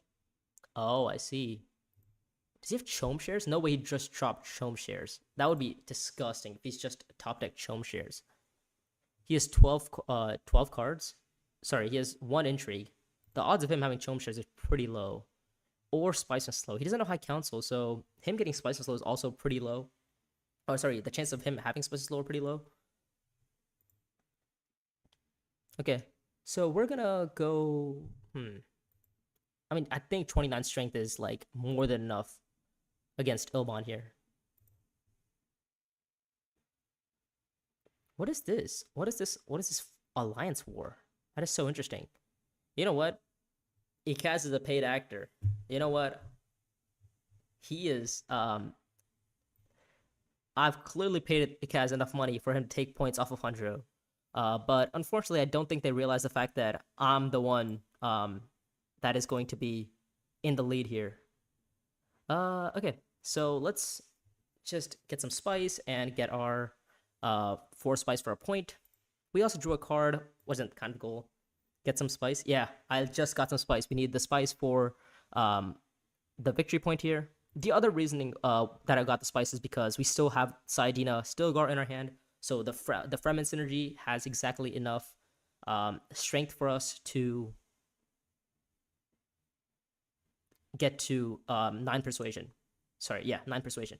I mean, the thing is, even if Ilbon was to win the combat somehow, somewhere, I don't think he wins here. Is there another combat that just okay. He buys Hollow Projectors. Hollow Projectors is not really gonna get him anywhere now, I don't think. He's missed Spice and Slow. He has 3 cards in his hand, no High Council. So the Spice and Slow odds for Hanjo are pretty low here. I expect him to be on 11 points with Chaumarchy. If he somehow has the 12th point, then if he somehow just top deck like what's the 10 Solari endgames, if he's top deck one of those endgames, I mean, that's just lucky for him. But the thing is, I think we're still fine because of the fact that we still have 7 points right now. 8, 9. Spice Slow is 10. When I say 8 and 9, we have Spy Satellites. So Spy Satellites gets us 2 points. Sorry, it gets us a point for everywhere we don't have an influence. So yeah, we're going to get 2 points here. We're going to reveal for a Spice Slow. So that's 1 point. So this is 8 points for us. We have 1 persuasion to buy. Do we want to buy anything? Nope. I think we're good. And then Shadowy Bargain for that extra beetle point puts us up to, so 9, 10. Shadowy Bargain for 11. And this combat, if we win something from the combat, even if we get second in this combat, we'd be at 12. If we win it, obviously we'd be at 13. So yeah, pretty good stuff for us. We are so glad that Ikaz is going for this combat, and sorry, not combat. Ikaz is going for this alliance, and Ilbon decided not to go for this specific power play push, because if he noticed one thing in our deck, you should have realized that I don't have much Emperor access. So, or at least I wasn't the one pushing for alliances. I think you win well played. Yeah, I think we're good here. We have 1 intrigue from Hanjo, could put him to 12. Um, and unless we lose the combat here, we're on 13. And I think 13 should be enough, guaranteed. Um, is there a world where Hundred has like a? Did he top deck plans? Plans would only get him 1 point. Grand Conspiracy, that's not enough. Corner the Market, that's not enough. Yeah. So secrets. Oh, he makes us lose a troop. Really? Oh wait, never mind. He makes Ilbon lose a troop too. This is great. Spectacular. Fabulous. And it casts reels for 4 persuasion. He ends up probably getting a spice of slow here. We ends up drawing. I'm really surprised by Ikaz's gameplay here. I definitely thought that he was gonna I definitely thought he was in the lead for most of the part. Simply because, well, I mean, look at his mammoth of a deck, right? In the shadows, Test of Humanity, Tlilaxu Master. It's the list doesn't stop. He just has the absolute best cards throughout his whole deck, and they're all staggered. And I thought that he was probably in the lead here. So, do we want to play an intrigue for now? I think we're okay. Let's just see what Ilbon plays here. Ilbon was probably going to pass here. Unless he has an ambush. He passes. Perfect. Spot on. We win the game. And we go on to the next round. Or next game. GG. Yep. Oh, sorry. Forgot to... Yeah. So this combat resolves. Oh, sorry. Was I supposed to... I should have taken a Dreadnought. Oh, yes. We spent the 4 spice for a point. Corner the market on Ilbon. Does he have it? He has 1 spice on slow. Okay. We get the extra beetle point from Shadow You Bargain. Oh, wow. What a top deck, by the way. Oh, I see. That makes sense. I forgot to count the fact that he could have top decked the machine culture. And obviously, he top decked it. That's fine. I'm okay with that because I also ended up top decking my faction access for Highliner. So because of that, we ended up, winning the game here. So now we're to silver. And 23 minutes until the next round. Oh god. Okay. Damn, we just missed the queue, didn't we? If we'd played a little bit faster, we could have just made it in time. Yeah, the game's just started, unfortunately. Well, I mean, I'll be back and we'll play. I think we'll play one more game and think that should be maybe it for today. But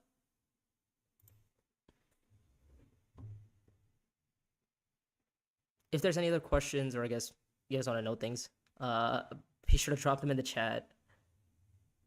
Ah, what a great game! Close game, almost pulled it off.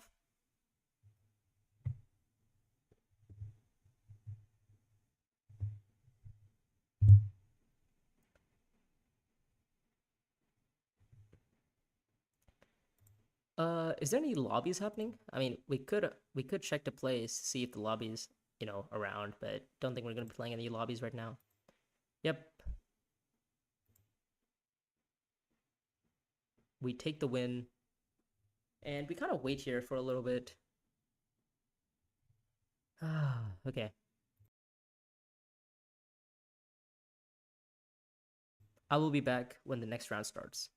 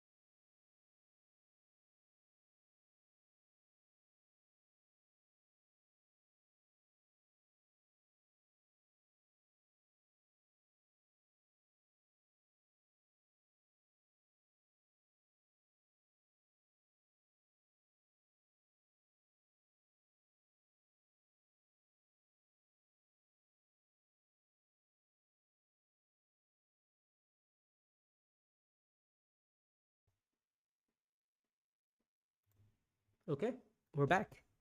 Uh, we're gonna wait to see who we pair up with this time. Last time, my opponents I didn't actually know who they were, so this time we're gonna be seeing if it's if it's maybe it's opponents that we do know. Ideally, I don't want to play against anybody I know because then I'd feel I don't know. Usually when I play with people that I know, I kind of tend to play against them more because I know them. Um, than if I don't know people. I don't know. It's just because I guess it's easier for me to uh, beat somebody that I know than it is to beat somebody that I don't. So I kind of track how they're gonna play, or at least if I know them pretty well, I kind of know their play style. Then I can kind of use that to my advantage. Obviously, that's sort of metagaming, and I don't know. Is it illegal? No, because well, it's not my fault that I know them. Uh, But yeah, game starts in 4 minutes and 30 seconds. We'll see you then.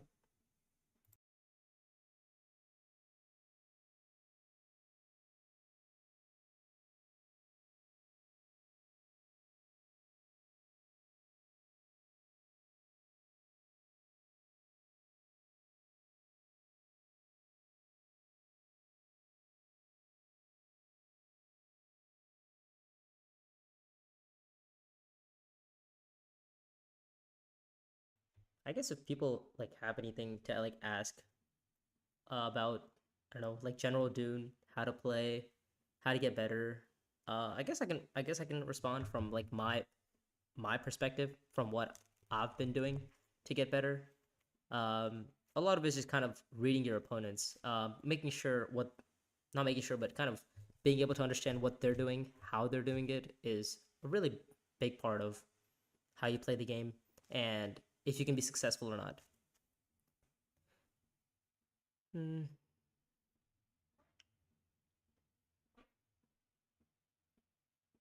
that was the longest 23 minutes of my life.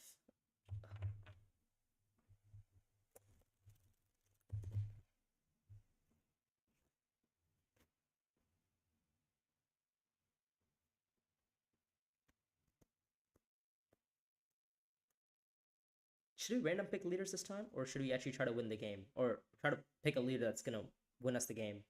I don't know. Maybe if it's since we're only in silver, it doesn't really matter. Um, any leader I play is probably gonna be fine with me. I could play a bad leader, I could play a good leader. It doesn't really make too much of a difference for me, because all it really comes down to is how you manage your resources and how you kind of you know go about the game. There's some leaders obviously that have kind of give you an edge. Leaders like Baron and Tessia, those guys definitely have some sort of ability to propel the game forwards, and that's when actually leaders kind of matter. And Ilbon too, especially with Mentat. Those three leaders are kind of the biggest leaders that give you an advantage. To be sure, Beast is also up there. You get the extra spice in Solari, so you get options from memo quarters, options for like Mendemic film early on. What else? Is there any other leaders that like really strike out and like give you like an ability that's kind of I don't know broken in a way? Ikaz can be, but it's like it's very situational. I mean, he has to have some specific cards on the row, and then he also needs to draw his signet ring. Uh, good stretch. But we're gonna see what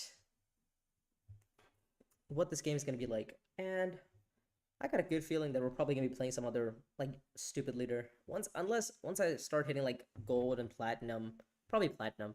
But once I hit platinum, then I'm gonna start thinking about like, oh, which leader should I actually try to pick because I kind of want to get to masters.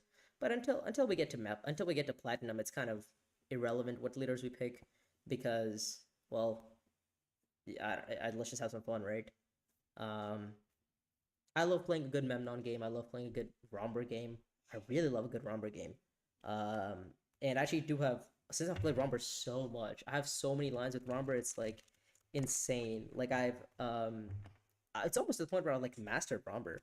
I mean, not to, I guess, say that like I'm like really good at him, but like if you stats show, I'm not making up the stats. The stats do show that I'm pretty good at him, if I do say so myself.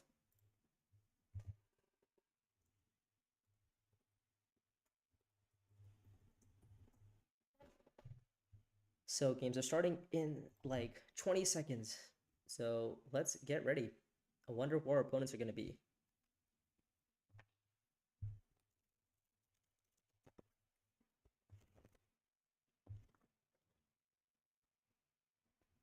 These are going to be the longest 10 seconds of my life. 7, 6, 5, 4, 3, 2, 1. Just let me get through, man. All right, finally. Okay, starting the next match. Here we go.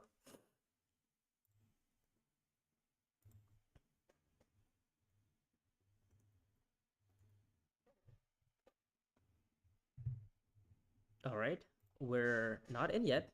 Hopefully, we're gonna be in soon. Let's see.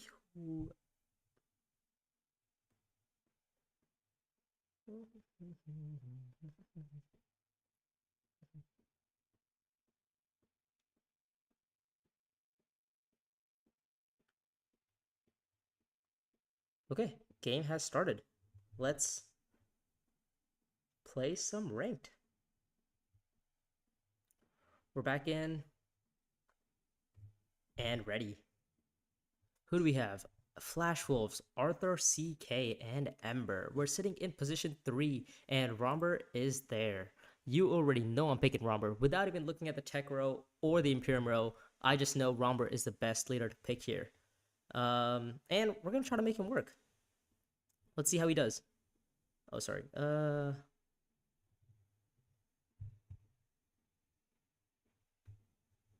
So here we go with a Romber game. All right, Memo Cord is on the row, Sonic Supers is on the row, Spaceport is on the row. And then what's on the Imperium row? Genes, that's nice. Local Fence, great. Great for Romber. Bender's Sister could be nice. Stilgar is really nice. So, given our options, I think we have to pick Romber here. It was never a doubt. It was always Romber.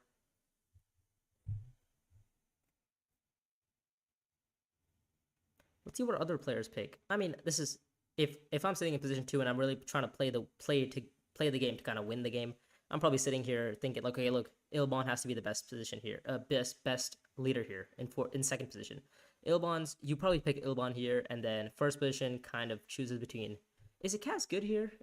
Better than Sister. But for Sister and for Spiritual Fervor, Ikaz is not terrible either. So yeah, as expected, Ilbon goes to second position, and first position picks, what's that? Elisa Kaz. Okay, interesting. Interesting choices, interesting decisions. Let's just play to our advantages. And our advantage is being one of the best at Romber. Skirmish, the combat. And lucky for us, we did draw our Seek allies. So our first opening is going to be Welt, if we can get there. I know Ilbon tends to likes to go Welt early, especially with smuggling blocked. So Ilbon might think about going to Welt here. And that'd be a little unfortunate for us. Hopefully he goes to Fold Space, actually.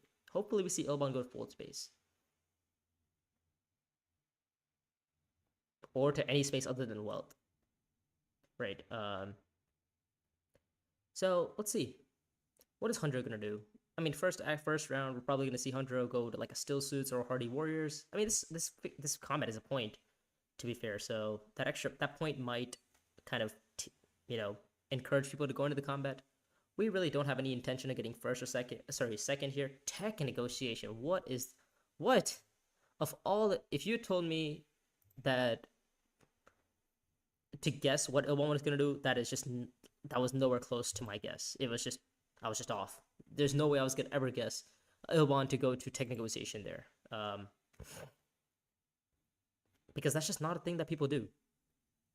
Well, it's not a thing that people do. It's just tech negotiation action 1 with not that great of a start, to be fair. It's not, the row isn't that great. Like the row isn't that great to go negotiation. Like, what are you looking for? Replacement Eyes? I know Replacement Eyes is a great card, but is it really worth it to go to tech negotiation round 1 4 in second position. I don't know. I mean, you're Ilbon. If you're Ilbon here, you almost always go either fold space or you go to still suits. You almost never go to tech negotiation. That is a bold decision from Ilbon. So what do we do here? I mean, do we early reveal? Is there one where we early reveal and buy Carino Jeans and buy local fence? Because I do love local fence. I think local fence is a great card. I mean, for 3 persuasion it is fabulous. The thing is, I really want Solari, so that next round I can instantly go to like a Dreadnought and I don't know, Dreadnought and then into like a what? Alright, well now we have to early reveal here. It's just not a choice. So our hand has been forced, and with this forced hand, we can only do one thing. And that is early reveal. We could go to Mentat, but unfortunately, we need the Solari for... yeah, let's buy Carino Jeans here. Let's see what else comes off. Nothing really. So... Benedict Sister, Spiritual Fervor, Local Fence... Tempting cards.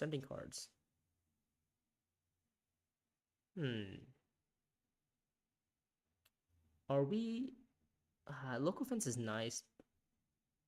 Yeah, I think I have to stick with my gut. I think local fence is going to be a great card for me. Well, then comes out Dissecting Kid, and we just let everybody else have, free points in this combat. Yeah, lucky, and somehow, Ilbon decided to not deploy into this combat. What? Why would you go Hog Basin and not... Oh, I guess he had a feeling that maybe we deploy into the combat.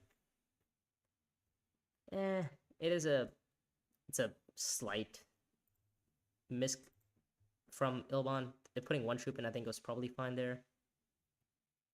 Because at least you tax us, or tax us from entering the combat without deploying 2 troops in. But yeah, next round is going to be pretty late standard for us. It's going to be Dreadnought into Still Suits. And we're going to kind of see what we draw. Not draw, but see what our third round access and plays might be. So we're simply going to start with the Dreadnought and then Still Suits.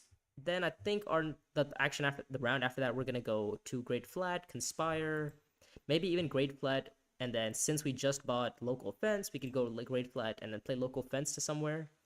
That's also a great option.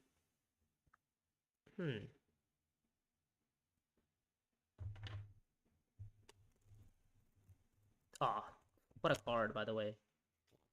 So Ilbon picks up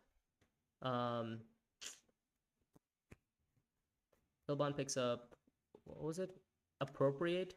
Yeah, great card for Ilbon. And he's probably also going to be getting In the Shadows next round. Yeah. It's not looking great for us. I mean, our start isn't amazing, but it's also not a terrible start. 5 Persuasion to Boss. Probably going to be an In the Shadows from Hundro here. Typical stuff. Yeah, In the Shadows and Spiritual Fervor. That is like that's the 2 cards you buy here.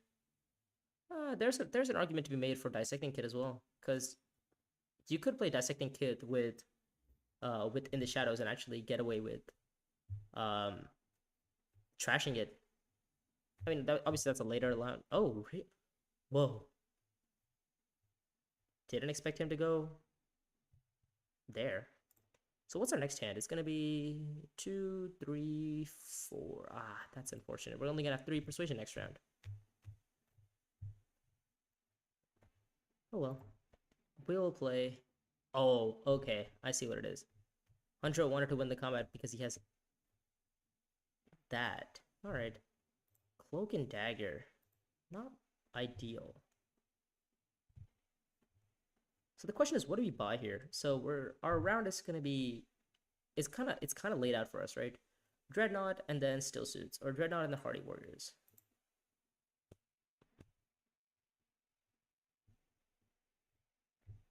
Yeah, I think Dreadnought instill so it's Dreadnought Hardy Warriors is probably the best. Thing is, I also don't want to play Hardy Warriors because I want to get the spice from here. So we see a wealth from Ilbon.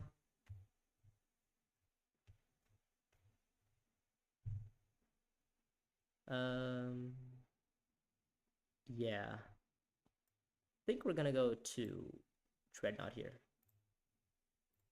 Let's just get a negotiator. No reason to kind of push for like a tech right now. The early Dreadnought is pretty powerful. We get to put troops in, so we're gonna see Andro go to fold space here, and he's gonna simply start shipping. He's gonna give everybody a Solari, to be fair. So that's one more Solari for us. Tech negotiation from Helena. I'm sorry, Elisa. What are these tech negotiation plays? I'm so confused. Okay, let me. I think she messed up. I think she wanted to put aside the dagger so she could buy negotiation and then get memo quarters. Still suits. Oh, come on. I didn't want that. I wanted to go still suits. I wanted still suits because then we could have gone to Great Flat. It would have been epic. But now we get to be sad and go to Hardy Warriors instead.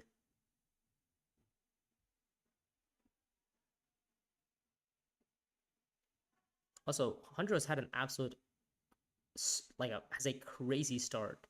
I mean, he got Stilgar, so he's got some power cards on the side. Mentat from Ilbon. Oh, really? Okay. Well, now I don't feel too bad by going Hardy Warriors because if we get in the shadows,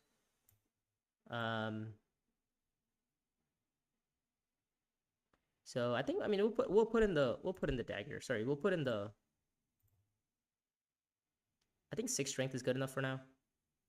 Um, do we really need to hit 8?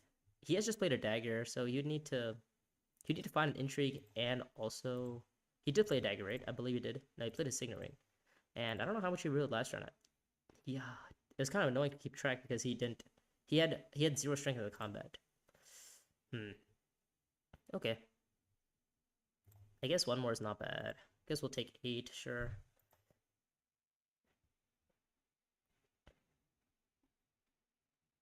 Yeah. I think we're gonna go up in I think we go up in Fremen here because we need water. We need access to siege to basically deploy cards or deploy troops in here. There also is an argument to be made for going up in Benny for in the shadows if we, somehow get it.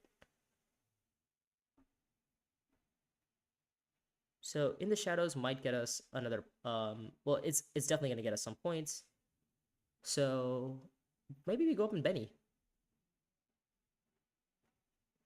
But also we could also reveal the in the shadows for the bumps over time, so that's great. So we're playing this game, playing Romber here in 3rd position. We have this is round 2. We have a Dreadnought into the combat already, and this is kind of core of how you play Romber. You just kind of get a Dreadnought super early, and the thing is, everybody has around the same amount of Solari as us. It's not like really. Oh, Hanjo must have drawn all of his access last round, didn't he? Yeah, he must have drawn all of his yellow last round, so he couldn't actually go to shipping. Well, that's great for us because that stalls everybody's Swordmaster for one more round. Right now, Hunter could have simply just gone like shipping, taken a bump, and then, sorry, shipped up and down, getting Solari. So this is interesting. Now, definitely some choices here. Oh, let me guess. Lisa puts in all the troops. If she has an intrigue, she might. We have put in 8 strength, though. We are on 9 strength right now. And with just a simple Hardy Warriors play. We are on 9 strength, and that is definitely well, does Elisa really want to win this combat? That's kind of the question she's asking. Right now, she could just get a guaranteed 3rd place and get a free intrigue or a spice because, well, Hanjo can't deploy. Unless he's somehow top decked like a counterattack or what other intrigues can deploy. Are there any other intrigues that deploy on reveal? I'm not quite sure, but I guess that's not my concern. I know Hanjo's not beating me with his 1 troop, so That's good.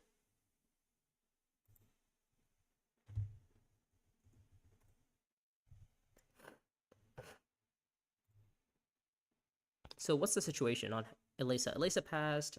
Okay, so she just wants a second place or third place combat. Tech negotiations. She actually gets second place for doing nothing. Oh, is this a memo quarters buy? This might be a memo quarters buy, isn't it? Yeah. This is memo quarters. He wants to start shipping as well. Yep, memo quarters, and he takes a bump in spacing. Yep, good. This is good for us. This is perfect for us because if two people are fighting on shipping, well, that means we don't have to. So we have 3 to buy. So is In the Shadows better or Dissecting Kid? All right, I gotta stop talking and just do the action. I don't know why I ever thought about In the Shadows there. uh, that's like the most obvious pick there. So 2 daggers from Hundro. He decides to, yeah, as expected, he had no yellow, so he can actually go shipping. Dissecting Kit from Elisa. And oh, Piter Debris shows up for, wow, 8 persuasion on round 2. Are you kidding me? He has missed. So he could buy Shifting Allegiances with like a, what's this called? Keys to Power. That's a great card, yeah. I think that's a completely valid buy from them. We win the combat. We're going to go up in Bene Gesserit because we have In the Shadows. Breakthrough and Charisma. Huh. Those are nice cards, to be fair. Let's see. Our research track is looking horrendous, actually. So Arakeen and Karthag. Think we're going to go to Arakeen here. We just want passive Solari over time, or at least if somebody goes to Arakeen. Trade Monopoly. Okay. Well, we might be the ones going to Arakeen ourselves, so that might be an issue. Well, it also might not be an issue because I think we're okay with going to Arakeen ourselves. We want to go to Imperial Basin right now because our next round is going to be including of local fence, which we want to play for Swordmaster. Oh, we're first to act, huh? Was not aware, but well, good for me. Let's deploy in 2 troops for now, and because I mean we get our Dreadnought next round, so I think we're okay. Do we want to experiment one more time? Don't think so. Think we're okay. No need to experiment again. Ooh, Gola's there? Huh. Now, that gives me another reason to play my experimentation. Because then, what I can do is actually play Gola with my Carinogenes.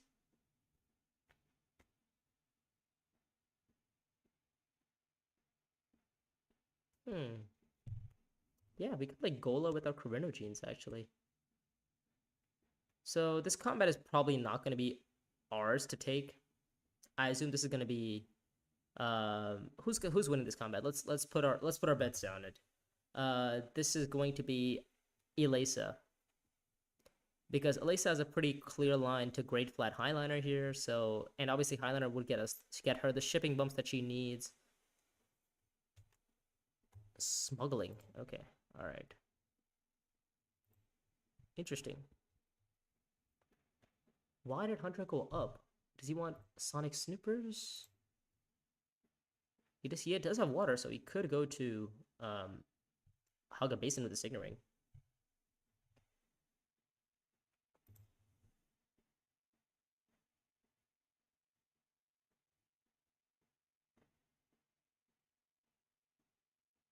Yep, so here we have some more Solari that's being passed around to everyone. And I think, actually, you know what? I think we're gonna go to Arakeen ourselves because we need the Solari, so next round we can go Dreadnought again ourselves. And if we were to win this combat, I mean on accident or on purpose, whatever it may be, let's draw a card first. Carinogenes. That is not the card we wanted. So we have 4 persuasion to buy. We could do we want to deploy here? Who has actions? Ilbon has 2 actions. Actually, I think we just deploy both of our units here. I mean, we have a Dreadnought next round. That's basically worth 2 himself. Oh, and the best part is, since we have exactly 3 specimens, we can actually get Gola too, Gola with Carinogenes, and kind of have the rotation of Gola Carinogenes. Oh, this is perfect. This is fantastic. Yeah. So I don't have to ever worry about trying to spend my beetles and whatnot. Okay. What's the game plan? The game plan is, I'll tell you. So next round we have local fence in our hand. So we're gonna be playing our local fence to, I don't know, Erican or something, and then we're gonna be getting extra. Um, oh, shuttle fleet. Okay. So yeah, we're gonna be playing our local fence to either Erican or Carthag, depending on whatever's around, and we're gonna be getting some Solari for Swordmaster.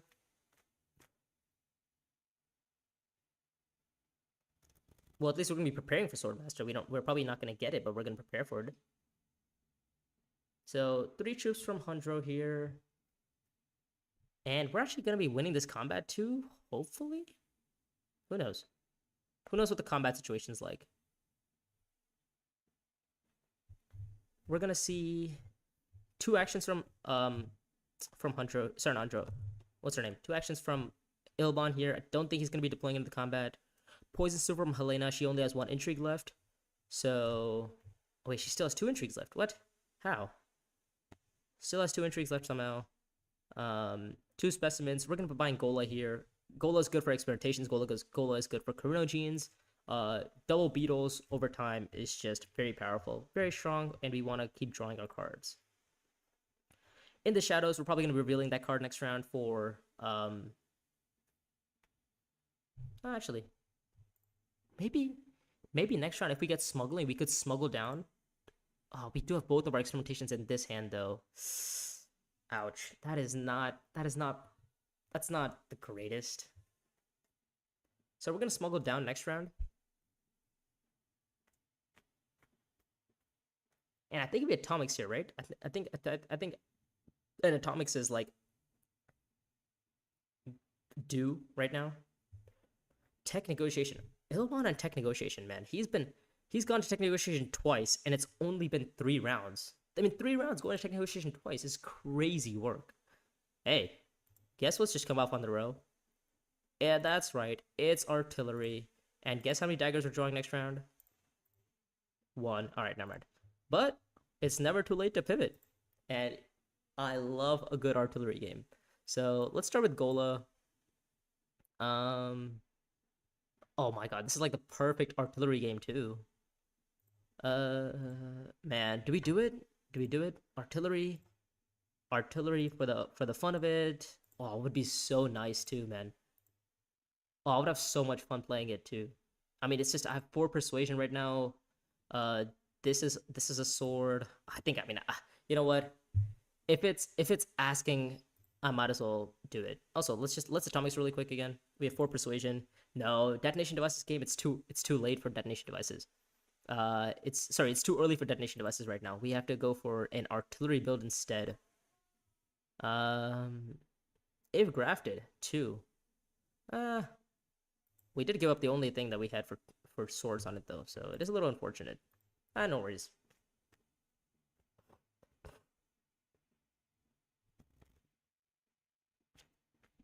No, detonation devices is way too early. I mean, we are getting a dreadnought next round though, so that's something. Oh my god, three swords from Hundro. All right, sure, man. You want to tie me in this combat? You can tie me in this combat. Hey, is that? Do we have Fremen? We do have Fremen. Okay. The Daikin Death Commando. That's another 3 swords. Could be 4 with artillery. Oh, I'm gonna be loving this game. I'm gonna be enjoying this game to the fullest.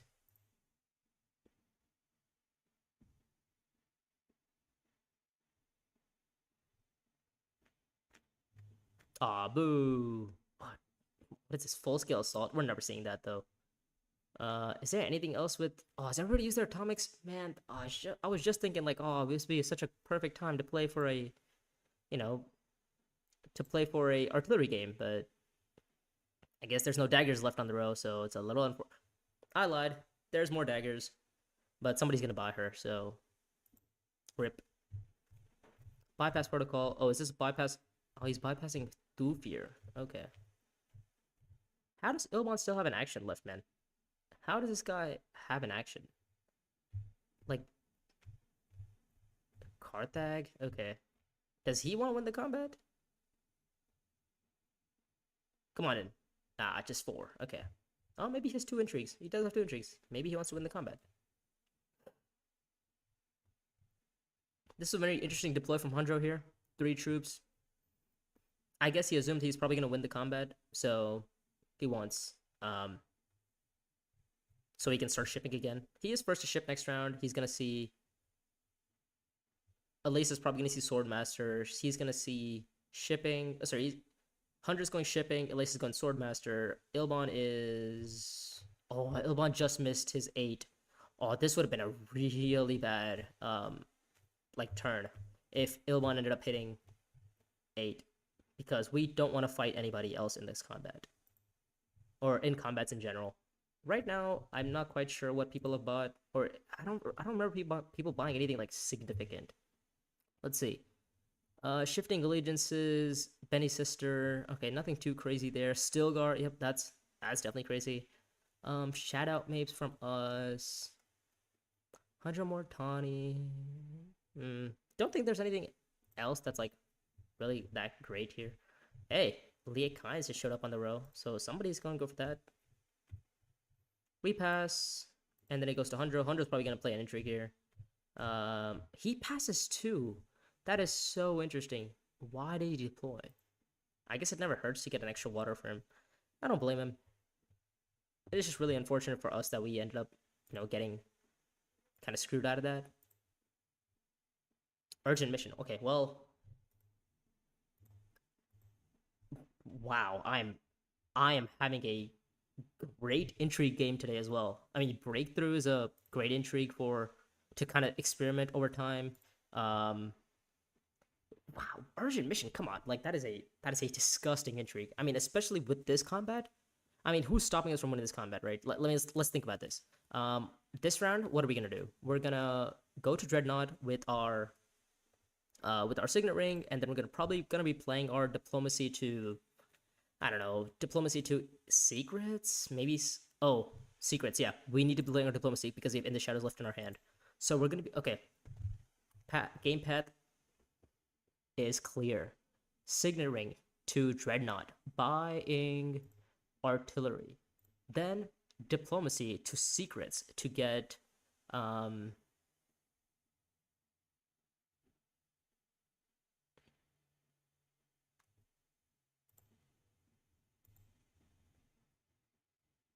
sorry. Diplomacy, I just blanked out. Diplomacy to secrets to start activating our In the Shadows. And then our last action is going to be local fence to either Carthage or Arakin, whatever's open. So we'll also have enough for Solari for like a Dreadnought. Well, maybe not enough, but we'll have a decent bit. So we're gonna I mean, this is crazy. We're gonna have 2 Dreadnoughts by round 2, or by round 4. We would see 1 Dreadnought on round 2, and we would see 1 Dreadnought on round 4. And this is kind of like core Romber. You just kind of wait for people to ship down and give you Solari. You kind of get that early Dreadnought. That means if you win combat, you put it on, Carthage or Arakin, giving you that extra Solari. And that Solari kind of refunds itself because of the fact that you just got a Dreadnought. So, and, I mean, once you get Dreadnoughts, they can't really be destroyed. They can only be sent back to your garrison. So it's like a permanent threat for the rest of the players to kind of keep track of that. And I mean, especially with this combat, right? It is fantastic. If you win Carthage, you get the flag. I mean, it's just great. Getting the flag is great. Getting the win for the Dreadnought 2 is nice because then you can send the Dreadnought to, say, I don't know, Arakin. It's nice. Yeah. This is gonna be a artillery play from us. And we're gonna start pivoting to artillery. The reason, even the detonation devices on the roll, I think is a little bit too early to greet it. Also because of the fact that we want to hold our 2 spice for said local fence. But yeah.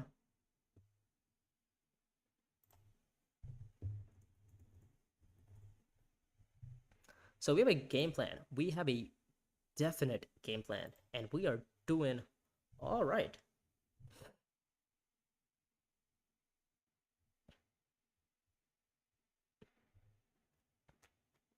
So what is Ilbon doing here? Ilbon is going to refocus, and he's gonna go to Karthag. Oh, that's not good for us. That is not good for us.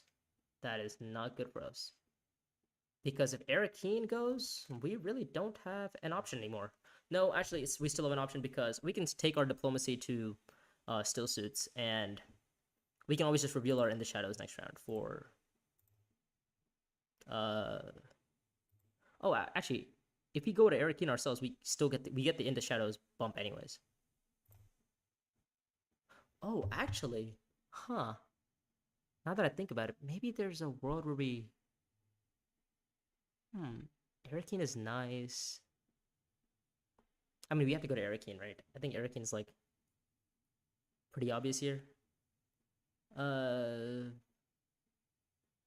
yeah, I think we go Arakeen here. Let's just get the 2 to 5. Deploy in our troops. Get the 2 dreadnoughts in. I think we're okay. Draw the card, and then we are going to urgent mission. Not this round, or actually, do we urgent mission this round?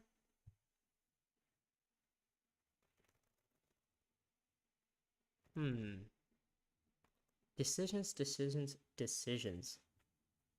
So we have 4 persuasion to buy. We're gonna be buying artillery this round. We're gonna be sending a what's it called?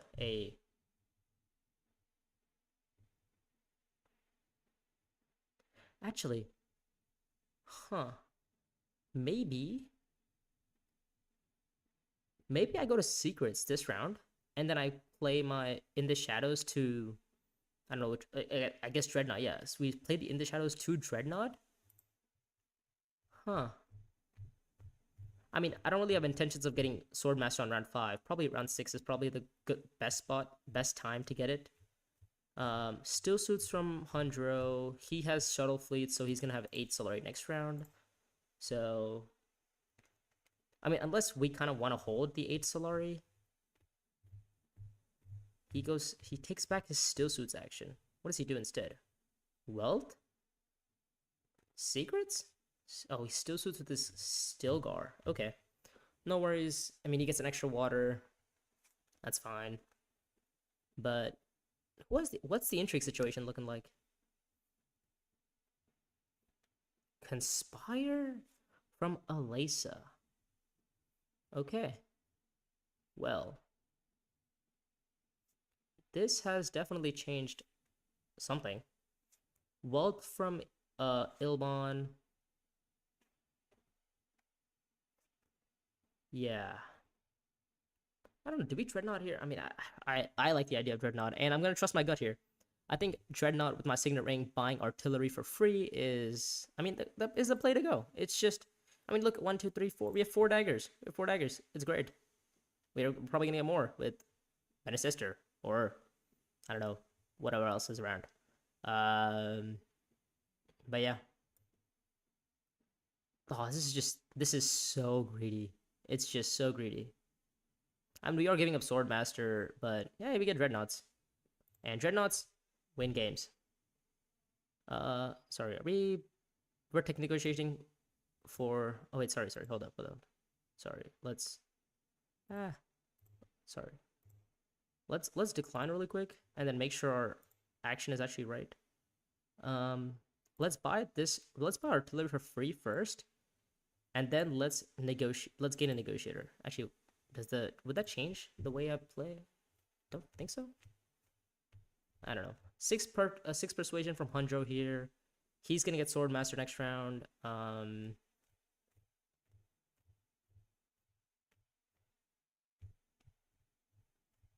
Hardy Warriors from Alesa Ikaz. Really? Well, that's not nice.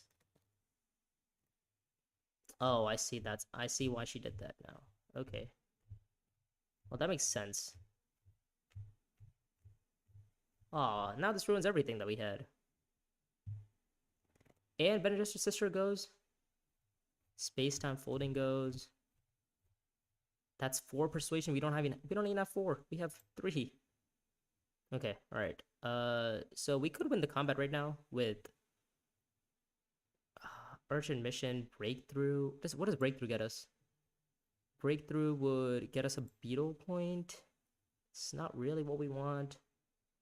Mentat is still open, to be fair. Could go to Mentat. Ugh.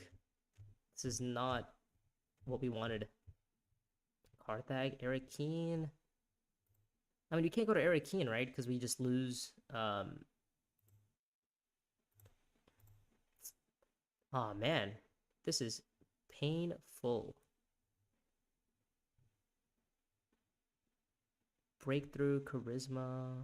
We have a 3-4 persuasion to buy. I mean, Eric Keen makes sense. I don't know. We kind of need to get an intrigue here. Urgent mission. We could win the combat. You know what? I think it's worth winning the combat right now. It is a little bit of a misplay there because I kind of have to play my in the shadows. Or I guess I could just wait to top deck an intrigue maybe from secrets. That's not a terrible idea. It's not the best idea. Shadowy bargain. Yeah. At what point do I draw a combat intrigue, man? Where's my combat intrigues at? Where's my combat intrigues? I've been waiting for these combat intrigues, man.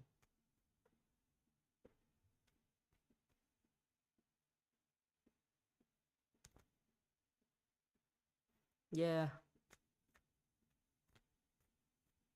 A slight error on our parts. Truthsayer or Lisan al-Gaib? I think we take Lisan al-Gaib here. I mean, it's an extra spice. Over time, if we can match him and Shadow Mapes together, we can get some extra daggers off too.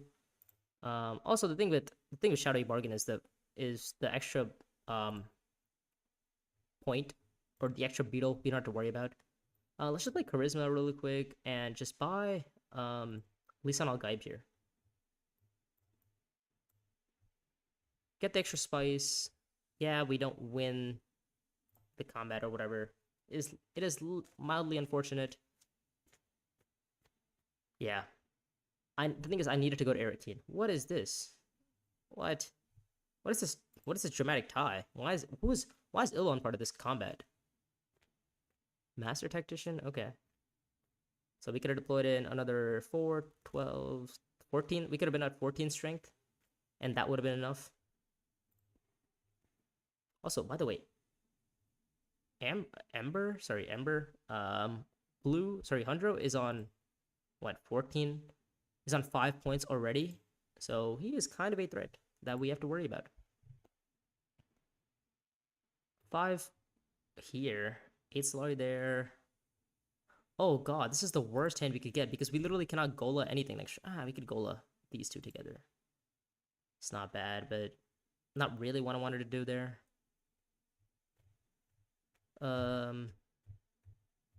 Imperial Basin from Elasa Ikaz.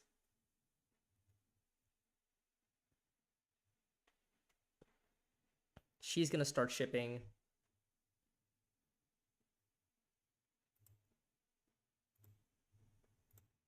I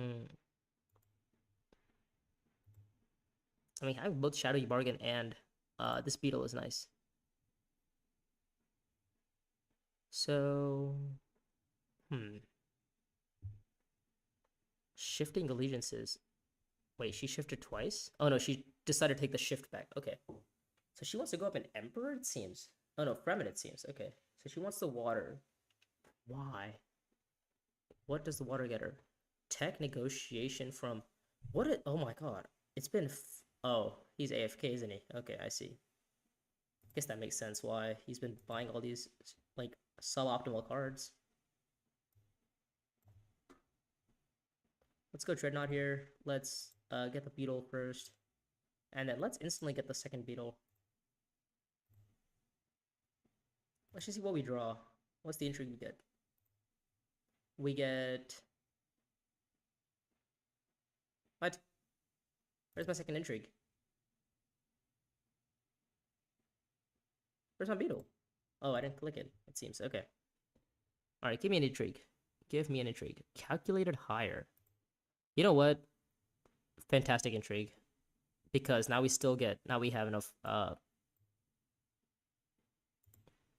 we have another action, so... That's nice. We're gonna play it. We're gonna play Calculated Higher here. And Swordmaster from Hundro here. So do we go to Wealth, or do we go to... Because we're gonna play our Signaling. We're playing our Signaling first action. Or not first action, one of the actions. Wealth or Conspire here?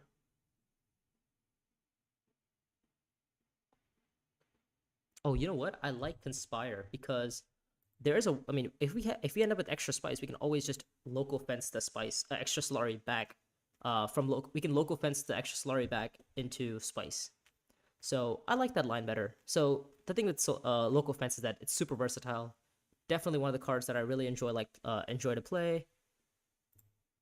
Yeah, so Smuggling is gone, unfortunately. So Eric Keen or Karthag? I don't know. I think let's just go to Conspire first. 10 Solari, Vicious Talents. Nice. That's a nice intrigue. Of all intrigues, that's a nice one. We can Gola in the shadows next round and then maybe take the alliance from one of these guys. That's nice. Interstellar Shipping from Hundro here. I mean, Hundro's kind of running away with the game here simply because of the Interstellar Shipping stuff that he's got going on and the shuttle fleet for passive Mentats. It's not that big of an issue, but it can raise concerns. We're on 8 strength right now. We are drawing like multiple daggers next round, so that's good.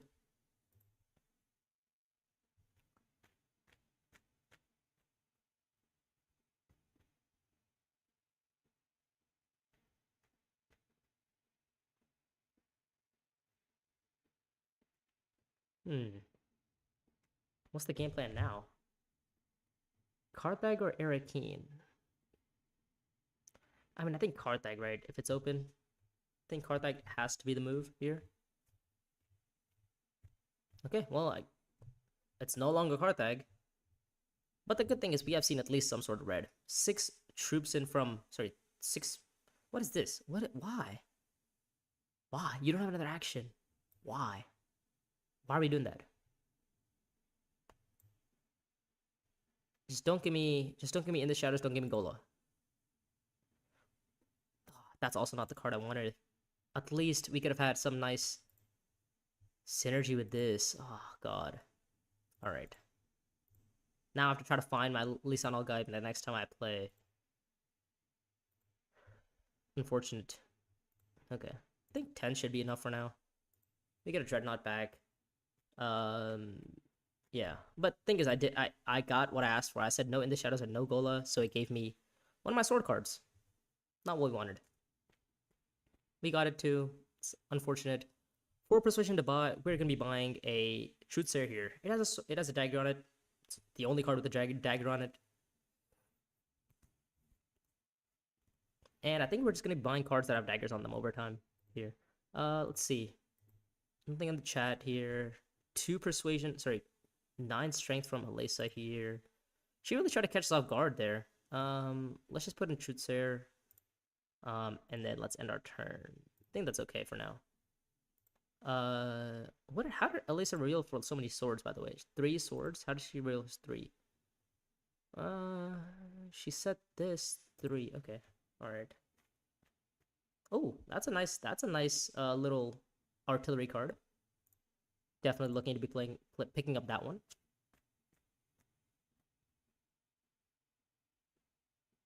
Wait, what? How did Hunter take the alliance from us? What is happening?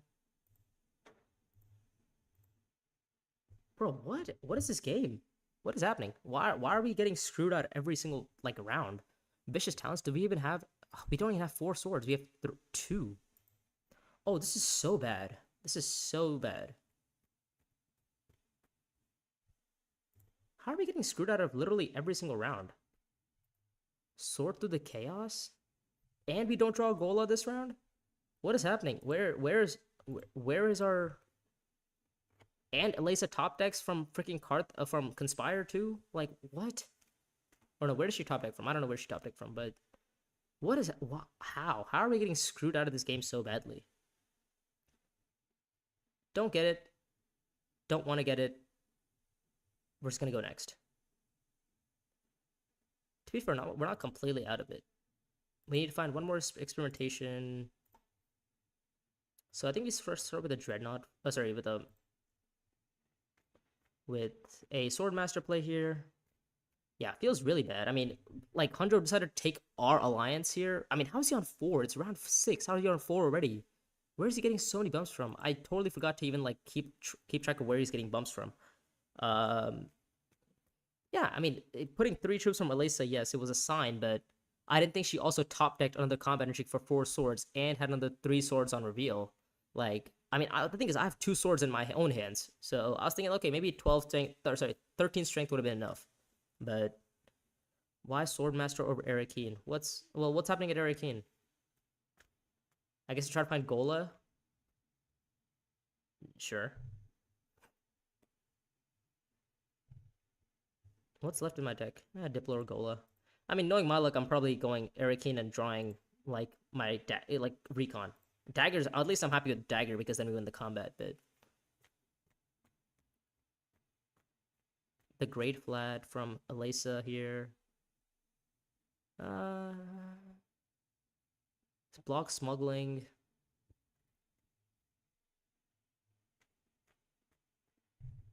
Do we have Gola in our hands? We do have Gola. Okay, yeah. Oh, the worst card we would probably draw is Gola. I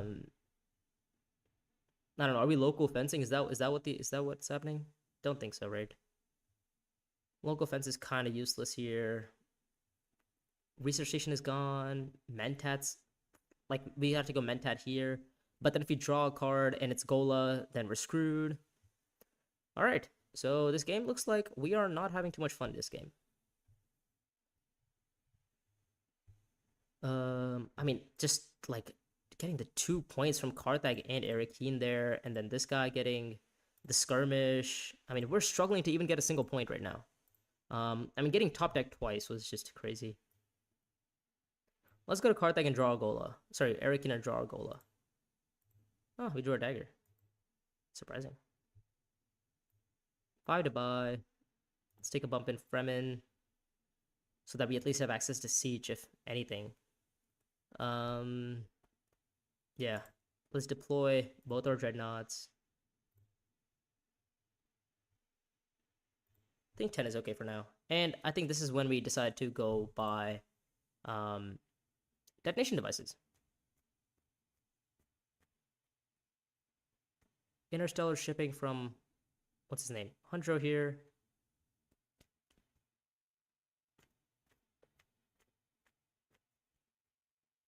So we need 1 water somehow. How are we getting 1 water? As a matter of fact, how are we getting any of our bumps? What is, like, he's securing this alliance too, which is just crazy. Like, and we need to still hit 1 more experimentation so that we can get the end of the beetle track. Oh god, this is like, well, as long as you don't draw a card, at least we have our Gola next round. We bought Gola round 2. It's round 6. We haven't seen it, so that's. Oh, sorry, no, we bought Gola what, round 3? I think. Sorry, we bought Gola round 3. We haven't seen it by round 6. Yeah. Fremen steal. How am I stealing Fremen here? With what am I stealing Fremen? Gola? What is with Eelbon going to tech negotiation? Like that, my whole round there was to try to get detonation devices so I can detonate, but this is like even the bot's against me for some reason now. All right. I mean, are we ever stealing the Fremen alliance here? Also, the thing is, we're not trying to steal from Elaso. Like, Elaso is not the threat here. It's Hundro. We'd have to spend so much resources to try to just get this extra, like that extra dreadnought would be so useful next round. Ugh. All right. I don't know. Let's just go. Let's go here. So we have research station next round. Deploy unit. No, I think we're good. I mean, Elisa might. If Elisa Highlanders, she Highlanders, right? Don't know. Not sure why she would. But also, as like trying to get the Fremen steel is nearly impossible against the player with shifting allegiances. Must have forgotten to mention that. The thing is, she doesn't actually have any other places where she can shift from or away. But the amount of straight up points that she has is just insane. This is a victory point for us right now, so it's a beetle. Dreadnought. Oh, let me guess. She buys detonation devices herself. Yep. All right. Yeah, this game is really kind of like looking to bug me here. Let's reveal here. Dissecting kit. You know what? Sure. If it helps us get the extra beetle, why not?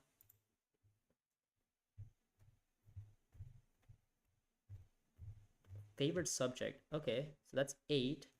Spice of Slow is 9, and then the beetle is 10. Ah, so he does end the game. Because then why would he play favorite subject?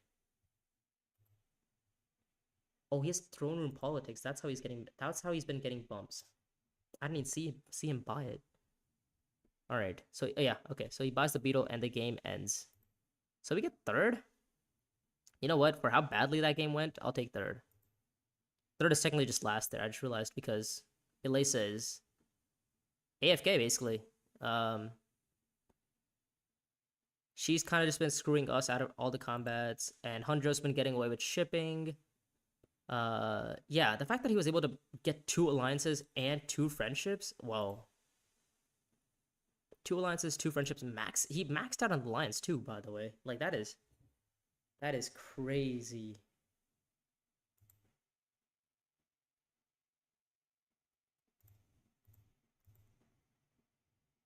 Guild authorization. Well, we do get to get the mentat for next round. All right, corner the market with the wrong player. We get to move up in the beetle track, and we get third. So what happens for third? Do we actually get anything? We stay in silver. Okay. Wow, that was a terrible game. Yeah. I mean, when you go shipping and you just absolutely high roll, it's kind of hard to deny you the win there. And I was also continuously trying to fight in the combats, but those are also not going my way, which was insane. Was it the intrigue? Sorry, the shipping bump combat. We had 9 strength. Hundro also had 9 strength. And then the Karthak combat where Elisa hit 13 against our 12. It was just really bad. Yeah. I mean, it is hard to play the game when you are continuously getting, I guess, blocked. We did also make the conscious decision to give up the previous combat. We gave up the combat to Elisa on the desert power combat for the water. We gave up that combat to Elisa as well because we decided to play for the Benny Alliance. But then the minute that we tried to play for the Benny Alliance, we lost the alliance to Hundro, who had throne room politics. So that was a little bit of an issue because we could have otherwise just had the Benny friendship and taken a point off of Elisa. Mainly it's kind of because we would have gotten the star, but yeah, that's the first game I've had where it feels like so much went right, but at the same time so much went wrong. We had so many cards that were playable. But obviously when you miss your Gola and your what's it called? I missed my Gola and what was it? Gola in the Shadows combination together, and then in the last round when I played my when I went to Eric King to draw a card, I also missed drawing a dagger, which was basically like a 4 and so was it 4 and 7? I think something. I think that was what the odds were, 4 and 7. So if I'd have drawn a single dagger there, I would have ended up being able to beat Alyssa in the combat as well. Assuming that she probably didn't have intrigue, but then again, maybe she might have had the ambush. And the thing is, like, even if she did, then she wouldn't have been able to beat me in the next combat. So I would have had at least one of those combats. Yeah. I mean, where else? I mean, is there anywhere else where I could think I can like really pinpoint to where I went wrong? Don't think so. I mean, the buying Gola there was like a perfect buy because I had Corona Genes. So buying Gola Corona Genes was the intention. Unfortunately, we never got to see it through because we never drew our Gola. And when we wanted to draw Gola, it was because, well, we wanted to draw Gola with either our experimentations or our Corona Genes. But unfortunately, we didn't. Uh, well, we didn't draw Corona Genes or experimentations with our Gola. We drew all three of those cards in one hand, and the next hand was just Gola. So it was a full random, like a random generation of 5 cards. Because I'm pretty sure it was a full reshuffle. So of those what, like 12 cards that I bought, I just needed to make sure that my Gola was with one of those 3 cards, which is pretty likely. Um, but yeah, didn't go as planned. Missed the Beetle point, missed the combats by getting like top decked back to back. Once by Stilgar, once by a combat intrigue. Hmm. But yeah, no worries. We'll go to the next game. It's fine. Everybody has a bad game once or twice.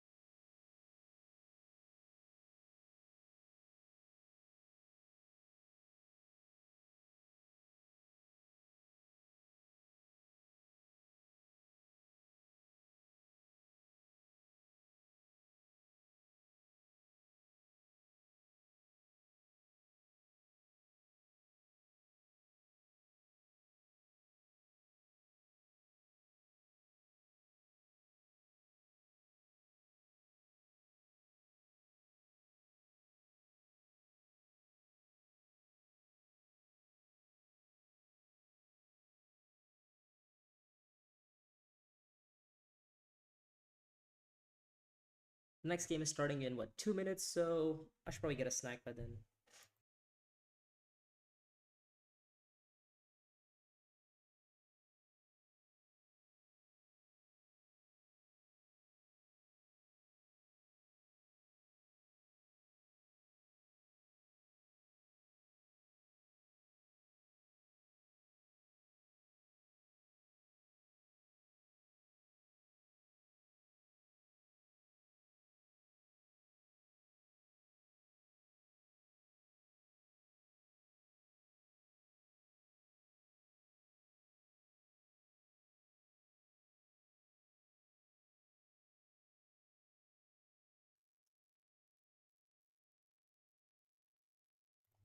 To be fair, that was actually 3 games. I might take a break here for like a couple of hours, go to the gym and come back, and I mean I'll stream again.